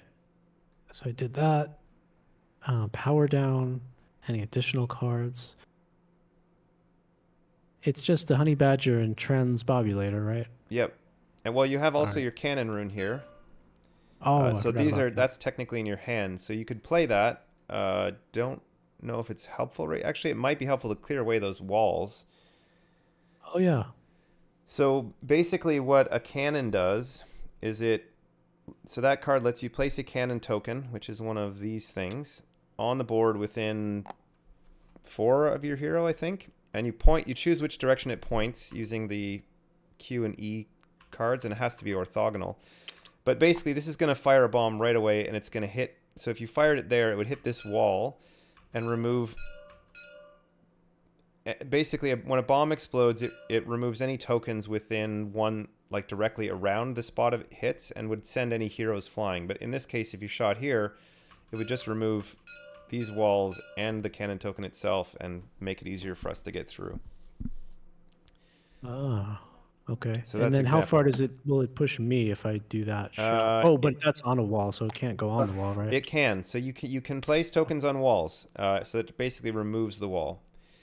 Okay. But normally a cannon would then act as a wall itself. In order to fire a cannon again, you would jump on top of it. But because the explosion will be centered here on this wall, because the bomb shoots out from the cannon, it will remove the cannon itself as well, because the explosion basically removes any tokens.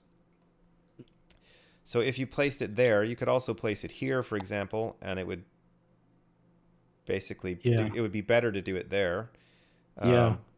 Except it would launch you into a pit. Launch me into a pit. So maybe not ideal. So probably better there. And what if I were to place it like here? Yep, that would work. So that what that would do is blow up these walls, and it would send me. So the explosion is centered here on the wall directly in front of the cannon. Any hero would jump 2 spaces directly away. So I would end up there. Okay. But that is outside of the range of the cannon rune. I think you have only a range of 4 with that card. 4, yep.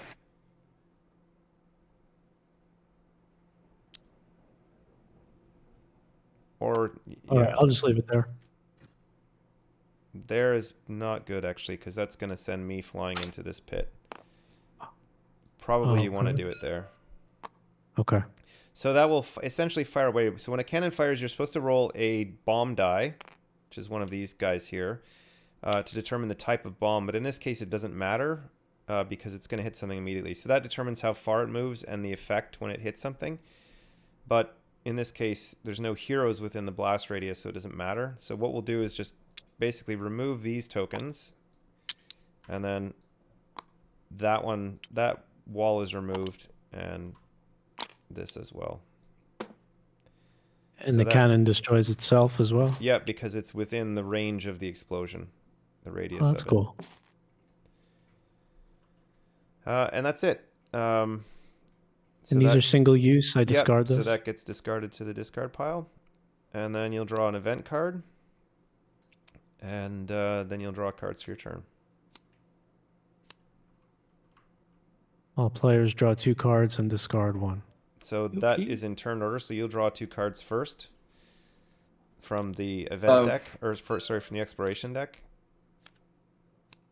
And then Gilbert, Danny. I like this one. And me. I discard this one.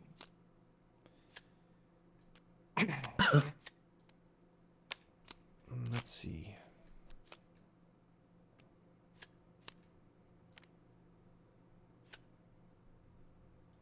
Oh, we start moving the sheeps.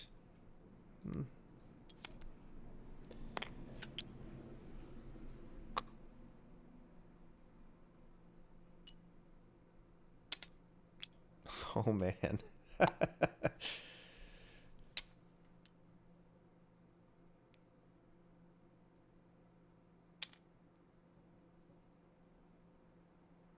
Zozo in the pit. Oh, Davin's trying to throw me into the pit. This is cooperative, Davin. Be nice. Okay. That's all happened. Now you're going to draw cards equal to your jump skill, which is, I think, 1. Frenemies.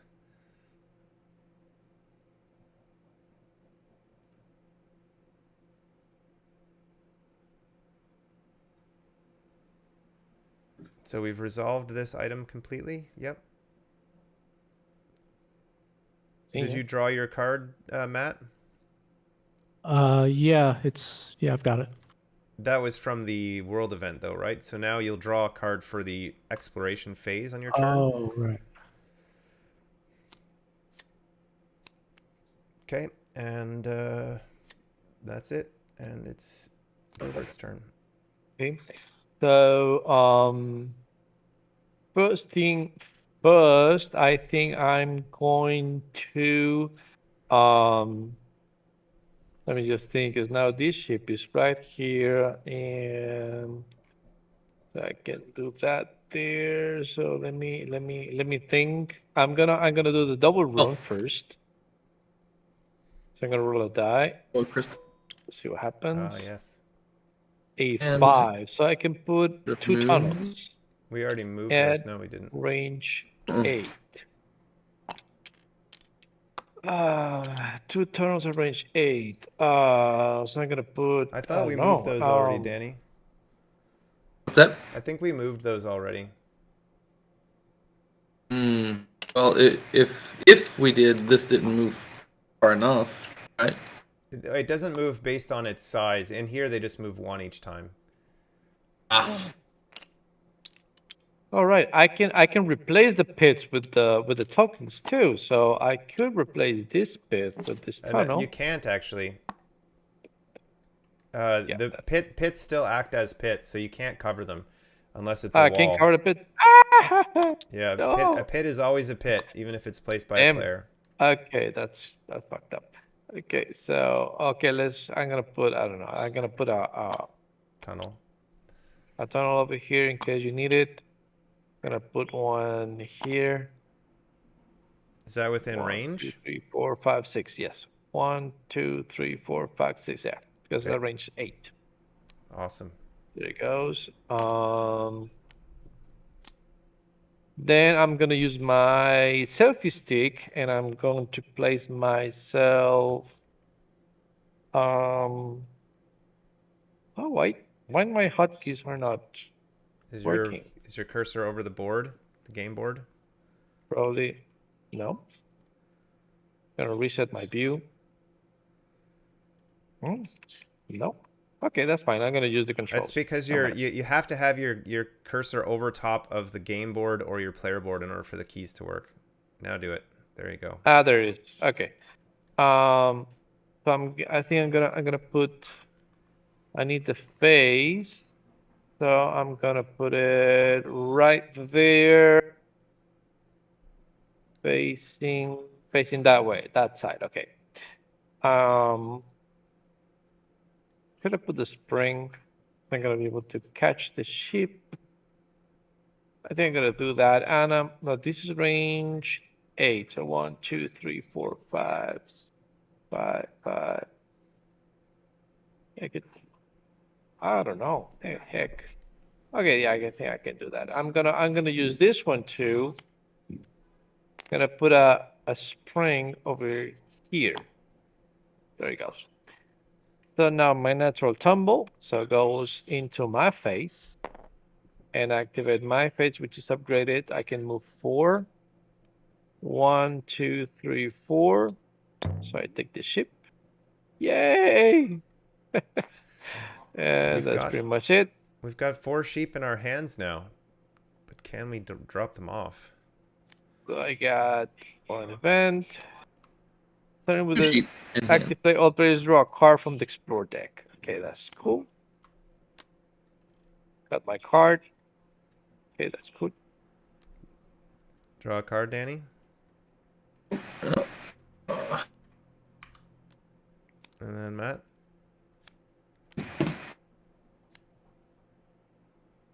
So you just draw from the event, basically, the top card from the top of the exploration deck. Matt, do you grab your card?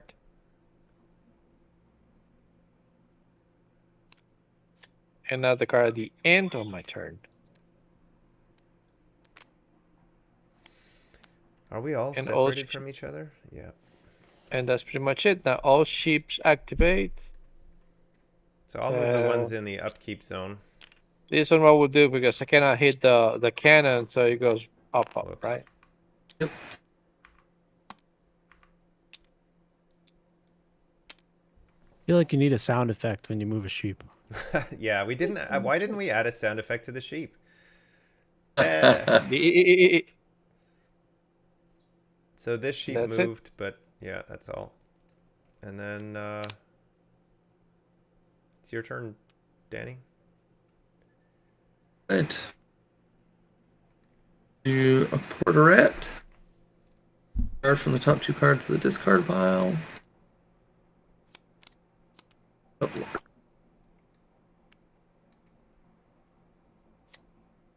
And while we're at it, play doubler.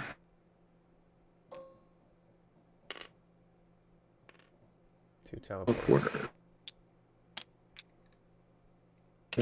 No.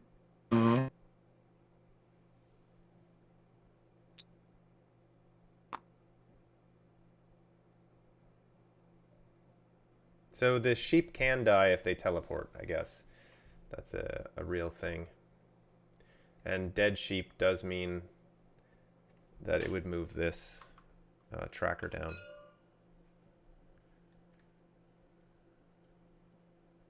Range 8.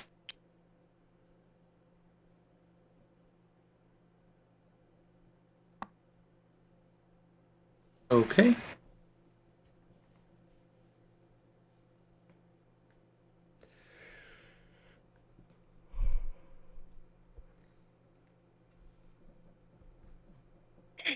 That one doesn't.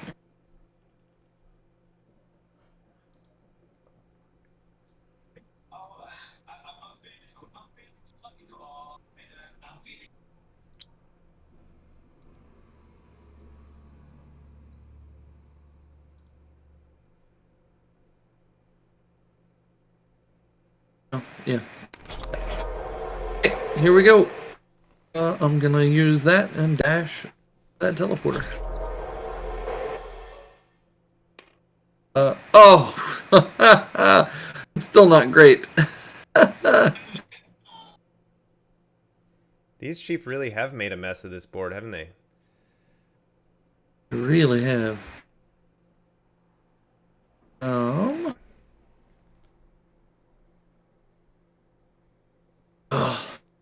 good.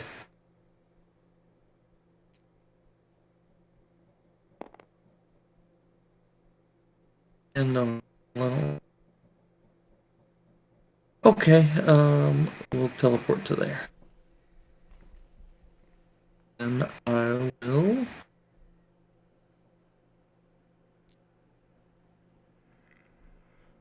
Good. Got it all. Okay, I will there, and see what it does now. Perfect. 2, 3. Yeah, we have all the sheep. I Dude. forgot to get the But how are you going to get out? Oh, yeah, there's a tunnel there. Yeah, tunnels. for sure. All right, and I don't need to play any other cards. Nobody's close enough to give them, so we'll do it. All players may discard a card to slide 1 space. Well, that would be good. We'll do that. Oh, well, no, Yes. because yeah. And I'll do that. I'll discard this one. And I will slide to the tunnel. go ahead and take this on.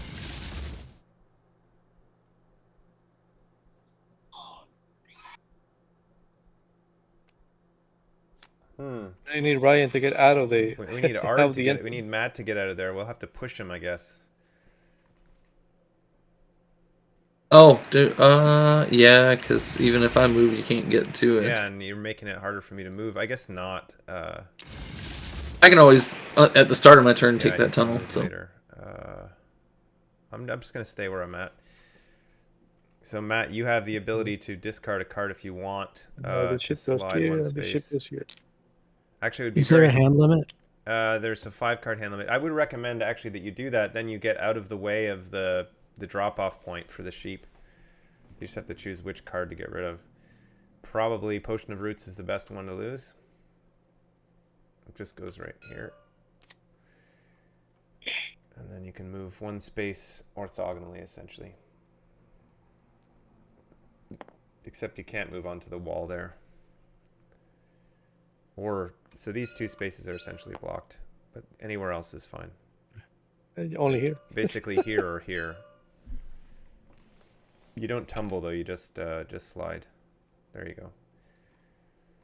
All right. How do you know when you slide versus tumble? The only time you tumble is your tumble skill or your natural tumble. All of these other movement things are just keeping the same orientation. But this event card said you may slide one space, so sliding doesn't tumble. All right, so that resolves that event. Is that it, Danny? That is the event. Have the sheep moved in the drop zone? Oh, it looks like they have. Okay, yeah, you're right. They have. I'll draw 2, and that's me. Okay, so who is close to me?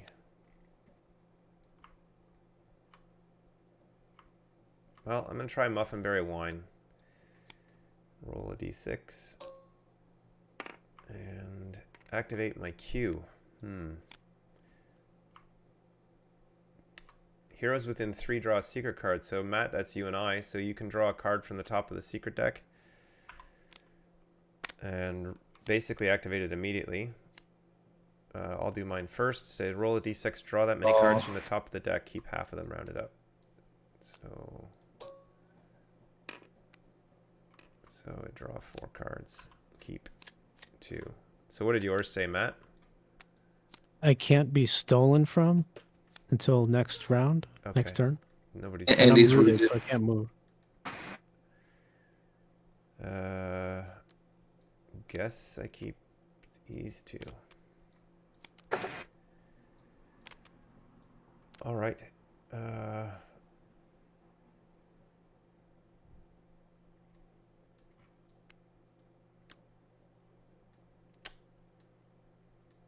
I can play. No, I'm just gonna tumble. That's my tumble skill. Tumble of 1, 2. Actually, what's that one? That's slide. Yeah, I guess I tumble twice to here. And then I'll jump onto this spot and drop off my sheep.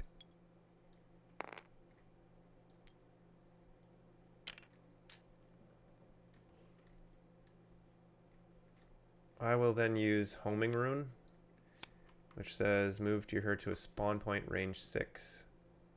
1, 2, 3, 4, 5, 6. There isn't one within 6, because I can't use that.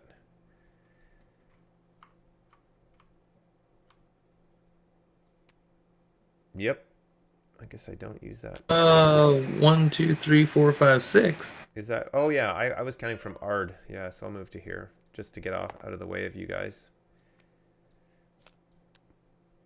And I guess I can use Conversionator to get another rune card. Nah, I'm not going to. So what can I give to... Oh, nobody's within range 3 anymore, so I can't do anything. All right. Draw an event. Change of heart. Starting with the current player, players may each discard their hand and draw the same number of cards. I will choose not to do that. Yeah, no, me neither. Gilbert, you want to trade in your card for a different one? No, because I'm gonna change the pet. Okay. I'll keep mine too. All right. We move sheep if there are any. These all go here. Yeah. And that goes to there. I don't think we're going to win anytime soon. Unless we drop 2 sheep off this turn, essentially. Which is maybe possible. I have one of them, and I don't go until... I have the other one. I draw 2 cards. We're gonna have 2 sheep on the board again. All right. That's it for me. It's your turn, Matt. Thanks, guys. I've got to take over to watch the kids now, but Okay. this was a really awesome game. I really enjoyed learning it, and really looking forward to picking it up on Kickstarter. Awesome. Well, thanks for playing, man. Yeah. Is there a way to close out my turn to make it work for everyone else? I don't think you have any items or pets, or you don't have any sheep or anything. No, it's fine. You can just go. It's no problem at all. Okay. Yeah.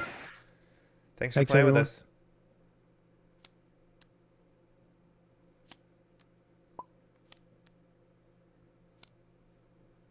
All right, believe Gilbert. I turned in. Yep. Okie dokie. So I'm gonna use the tunnel at the start of my turn.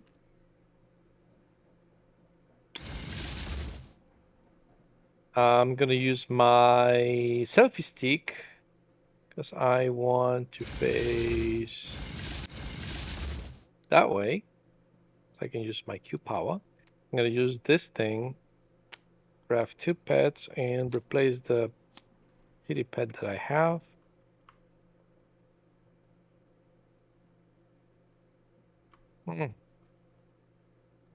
Near the tube. Oh, well, this one's gonna connect. This one can work. Oh, Quodd. I think he wins the Okay. cutest pet award. So I'm going to tumble forward. Okay, I'm gonna drop the sheep.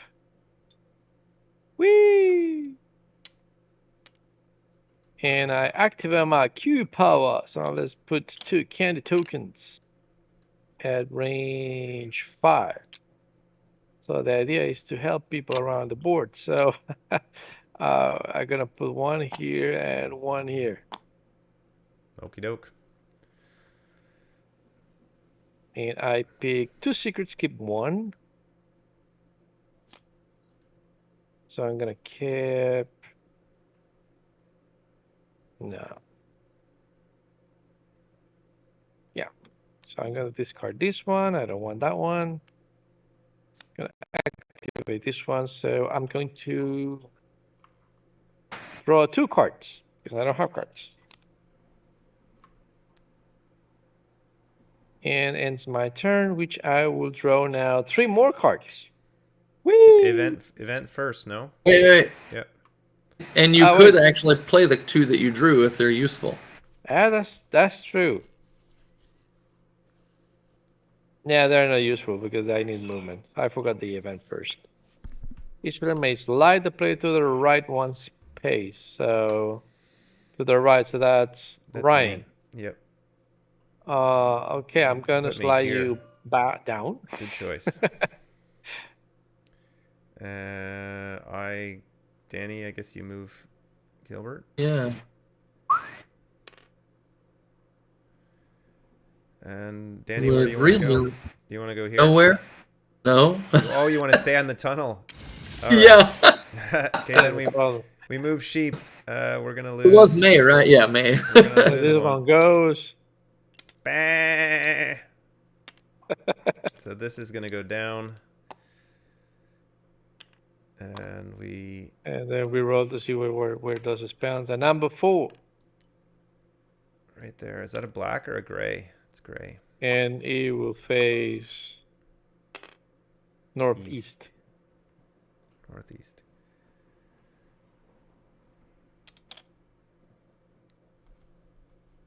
All right. Okay. And I pick my 3 cards. That's it. I think this is gonna be harder than I thought. We were very, very close. Oh, we had that guy spawn. Oh, well, I want you move it 1. All right. Ready? Yep. Yep. Hey. I think we're gonna start need cooperation here. We kind of have to like basically make sure we can drop off 2 sheep in the same turn. Can we? With a Danny has with 1 good sheep. cards? Yes. None of us have any. Um. The thing is, I didn't grab any good cards that will work for you. I have the ability to keep moving when I come through tunnels, and I can place a bunch of tunnels this turn. I might be able to drop off a sheep collect and drop off a sheep this turn. If you can do it, Danny, I think we might be able to win.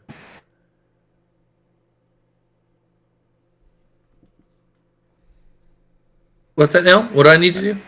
If you can drop off a sheep this turn and get out Oh, I of can. and get out of the way afterward, I can 100% do that. yeah, then I think we're gonna win. Because I don't have a sheep, but I can probably collect one and drop one off this turn. So I'm gonna do that. We won't win actually, because we're gonna lose a sheep at the end of the turn. Double spring. Okay.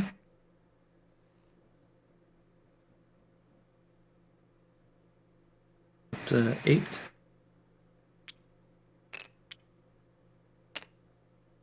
I'm not sure if anybody's still watching us. If you're still watching, please say Yeah, hello there's in the chat. we've gone up in viewers. Well, I see Excellent. 8. If any of you have any questions as to what's going on, feel free to ask away. This is an improvised scenario, fully cooperative. So we're working together to try to drop sheep into this drop zone. Hey, Eric, were you supposed to be playing with us? I think there was an Eric signed up. I don't know the last name. Danny manages the sign up form, but.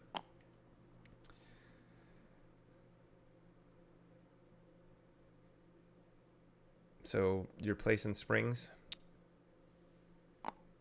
Am placing. We haven't even activated these cannons even once. Didn't we say that they would fire when I don't remember. there's a trigger? When we stab on this one, but we haven't done it. Yeah.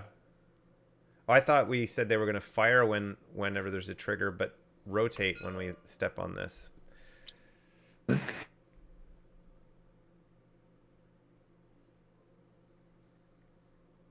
Ah, okay.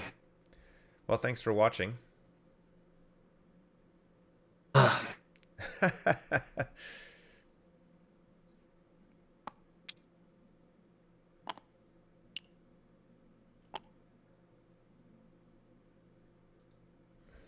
Hey, Leanna.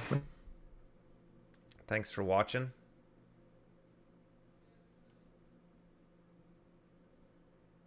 Man.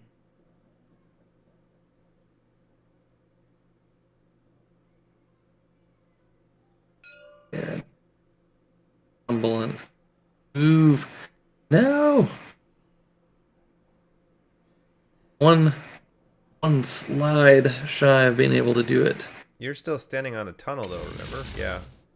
Yeah. Were you trying to collect 2 sheep in the same turn?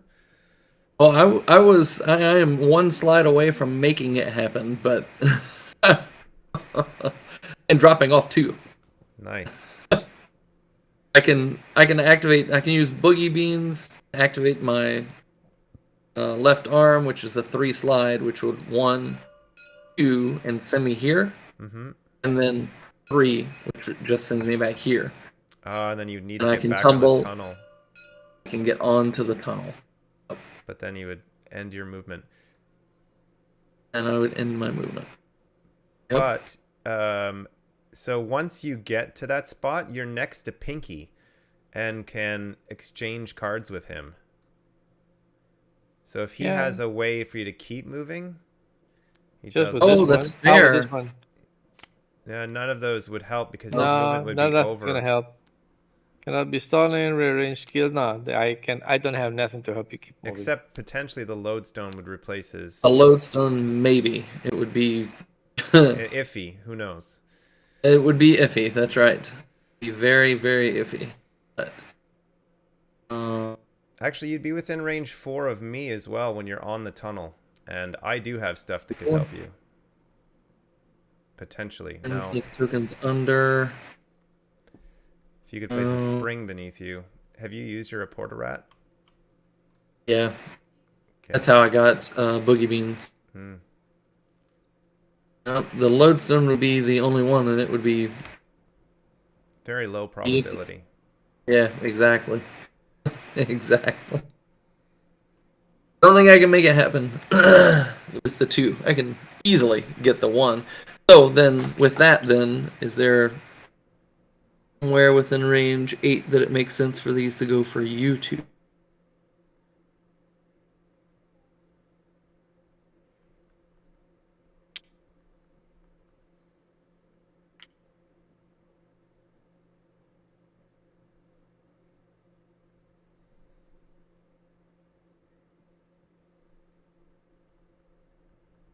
Yeah, I don't know.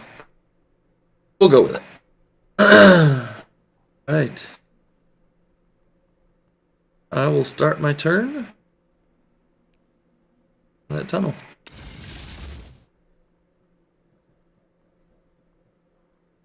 Tumble out. Drop a So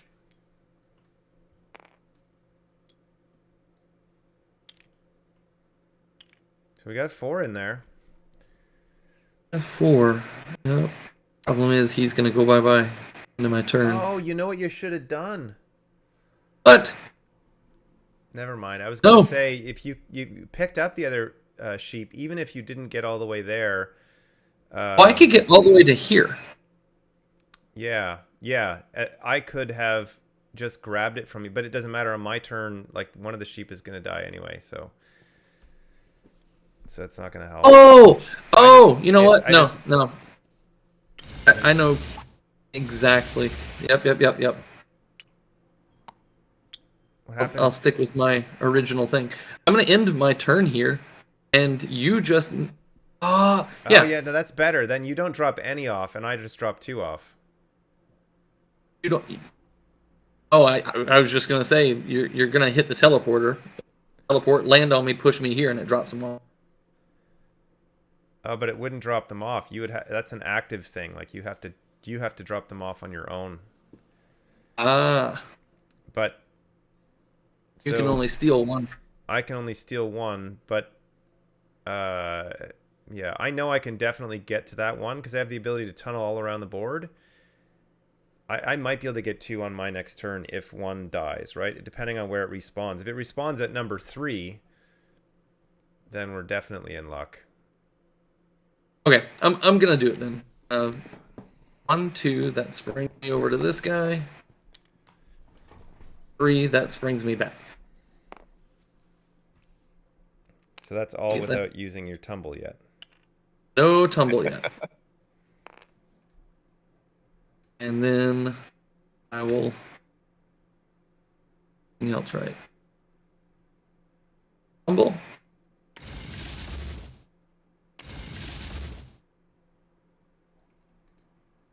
Because I've used Order Rat, it would do me no good to lure, right?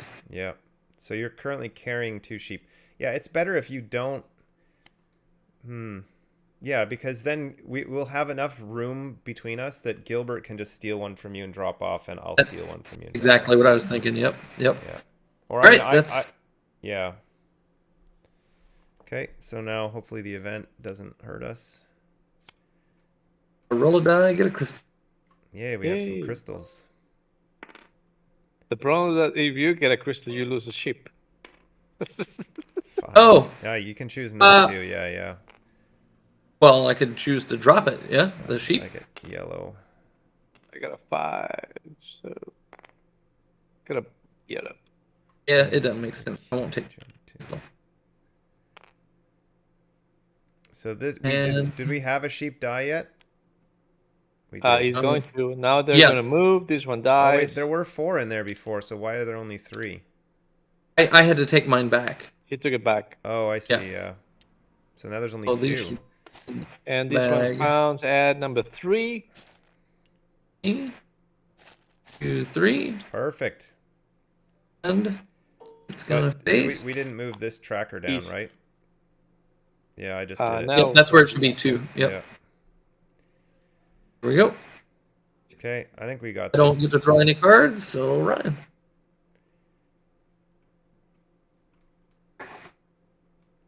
So I get to keep moving after I tunnel. So I will place a tunnel right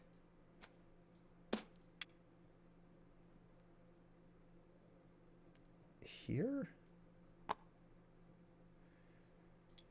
So do I do anything before I move? I'm gonna add +2 to my tumble.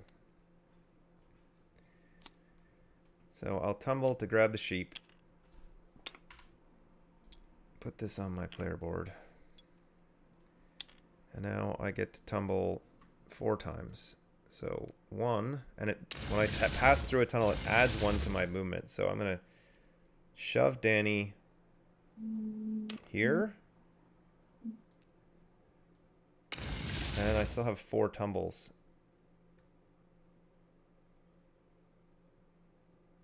I will steal one of your sheep, Danny. Oh, Oh, I've got 2 things already. No, I no. don't. Tumble up, drop your sheep off, steal one from me. And then drop it off. Well, I can just steal it from you right now. I just dropped my crystal. I steal it from you right now, and then I drop them both off at the same time. Tumble. That's 1. Drop 2 sheep in the pit. And then I can keep moving to just get out of the way. Let's teleport, just for fun. Thank you. Oh And it blows away. no! That's hilarious. Tunnel goes bye-bye. I shouldn't have done that. And then Yeah. I don't go anywhere. It still works out. Yeah, as long as Gilbert can steal and drop off, we're good. As long as the event doesn't hose us. Yeah, and I could still use my tunneler worm potentially, but it's not going to help. Did we respawn a sheep when we did? Yeah, we did. You picked it up. I'm within 3 of you guys. We don't need anything, do we? Not that I know of. I'm just going to pass this stuff to you, Gilbert. Here, you can have all my cards. I think it's a guaranteed. Well, again, pending. Well, we just this one I have double of whatever. Yeah, we just basically win unless some event. Unless the event changes hoses us, anything. yeah. Player and the next player each place a tunnel on the board range 7. Whatever. He's gonna steal, tumble, I win. don't know. Yeah, we can't lose. These will all move 1. Whatever. Although if we did move these based on their normal values, then that guy Then it would would have be ended up harder. in a pit. But Yeah, and then my turn is pretty simple. I'm gonna play this one, so I have +2 to every movement skills. I'm gonna activate my item. So that way I'm gonna put Pinky like that. wait, no, the other way. Like this. No wait. Like this. So I can have my face. You could also play And this then- and that and that and that. But you really don't need to do anything except steal and Yeah, tumble backwards. and then I just steal your sheep. I tumble down to my back, so I have my face, and I just drop it. Yay, we won. Nice. How many turns did that take? It wasn't that much in reality. Actually, it took longer to create it. That's true. 12 yes. event. Oh, yeah. I mean, we win right away, though, right? Trigger ship twice. Oh, no. See, that would have killed us. That would have killed us the other. That's hilarious. We definitely would have lost another. Yeah. Oh, that was interesting. Different. Although the cannons in the We did middle nothing with it. weren't really anything, but sheep wrangling as a co-op. Yeah, Go ahead. yeah. I would still like to see. We didn't do it, but I would still like to see a scenario that has exploding sheep. I don't know how that plays out. But Yeah, no, I agree. I think exploding sheep would have been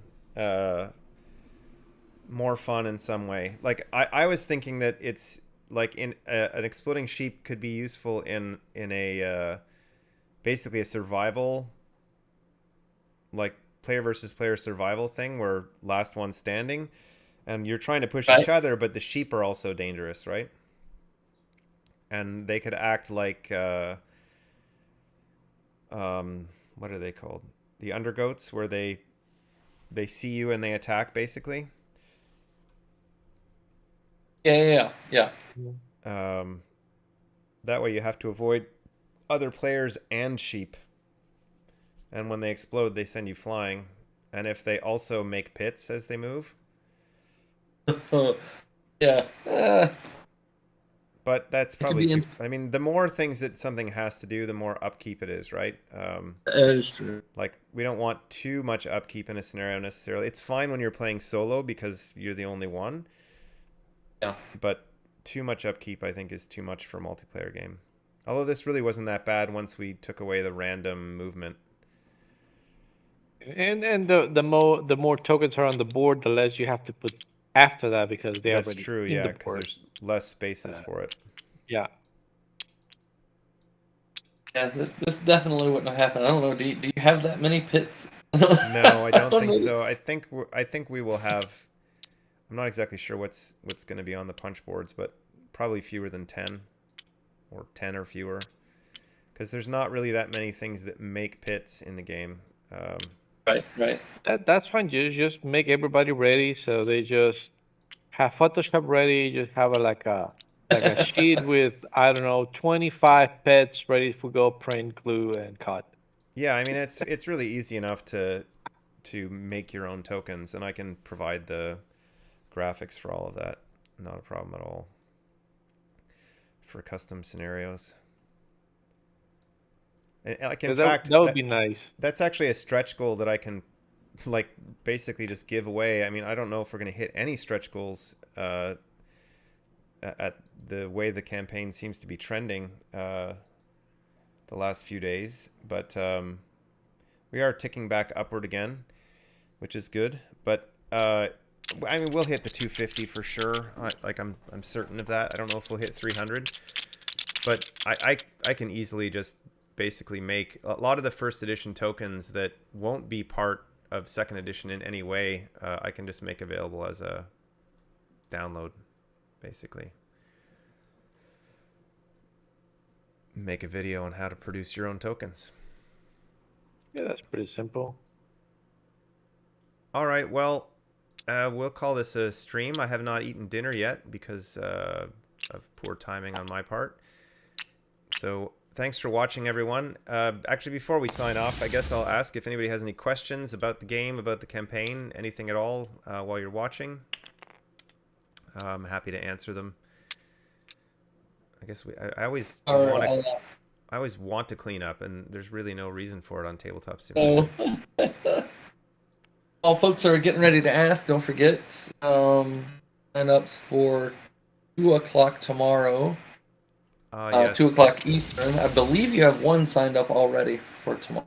Awesome. Yeah, so this week, at the very least so far, I'm going to be doing live streams on Tuesday, Wednesday, Thursday at 2 p.m. Eastern Time, -4 GMT, so people in Europe can tune in or play. That'll be early evening for you guys.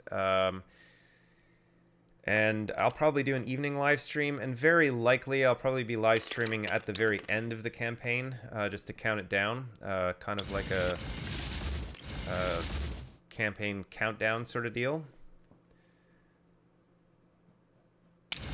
Awesome. That's great to hear, Eric. Eric says that 5 folks joined the campaign since the stream started. We've had quite a few new backers in the last couple of days. Unfortunately, most of them are at only $5, the $5 Pledge Manager pledge.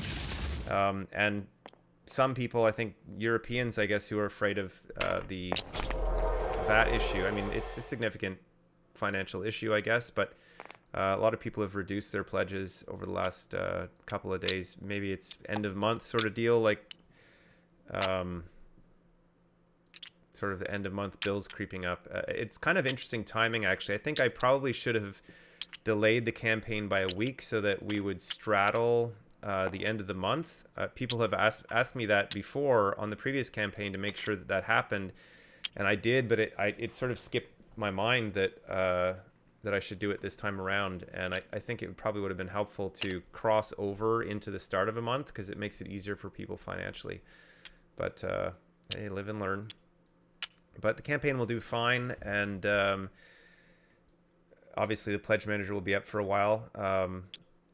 And it's possible that I might keep the stretch goals alive during the pledge manager. It's hard to sort of publish those, I guess. It could still be done as part of the Kickstarter, but that's the thing. Yeah, I think a bunch of the $5 pledges will hop on in the pledge manager. I'm not super concerned about it. I just kind of want the campaign to finish as strong as it can over the next 3 days, and try to actually unlock some stretch goals, while the campaign is live. It would also make me feel a little bit better, that things are going to be as easy as possible post campaign. So yeah, if you enjoy the game, or you like the idea game, or you're excited about it, feel free to share on Facebook in your favorite board game groups. Talk about it there, and say what you're excited about, and we'll try to get some additional interest in the game.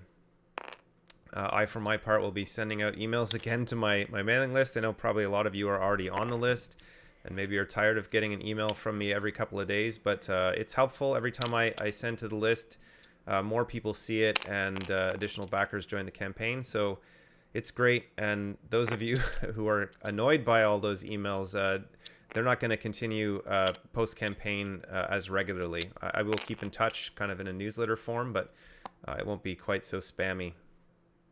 Anyway, don't see any additional questions. I'm going to sign off and switch the camera here back over to the chat and let Danny and Gilbert say goodbye. Thanks for joining us, you guys. Absolutely. Sure. Always. And thank you, Gilbert, for your contributions to the craziness of this scenario. And there's gonna be more craziness coming, especially when you do my second edition tile and token editor. Yeah, well, we're gonna. One of the things that I want to do actually is with the second stretch goal. If we hit 300,000 Canadian on the campaign, then the token pack that's sort of going to be included will have a couple of Gilbert tokens. I haven't actually talked to you about that yet, but I think that you'll get a contribution to that in print, so that'll be fun. Thanks. Oh, my cat. And I think I really have a pretty nice idea of creating a few tiles and stuff for a scenario of the Donkey Kong type of a scenario thing. I think I have an idea. Yeah, but I have to make the tiles and all the stuff. I'm super excited about the Quodd Heroes the website once we get the user created content on there, and making it easy for people to contribute to that. It's going to be huge in terms of, especially once the game is out there in retail form, that people can just hop on there and find not infinite, but any number of additional scenarios to play with the stuff they already have. Yeah, something that I love is when you have opening of creating a scenarios, creating stuff on your own.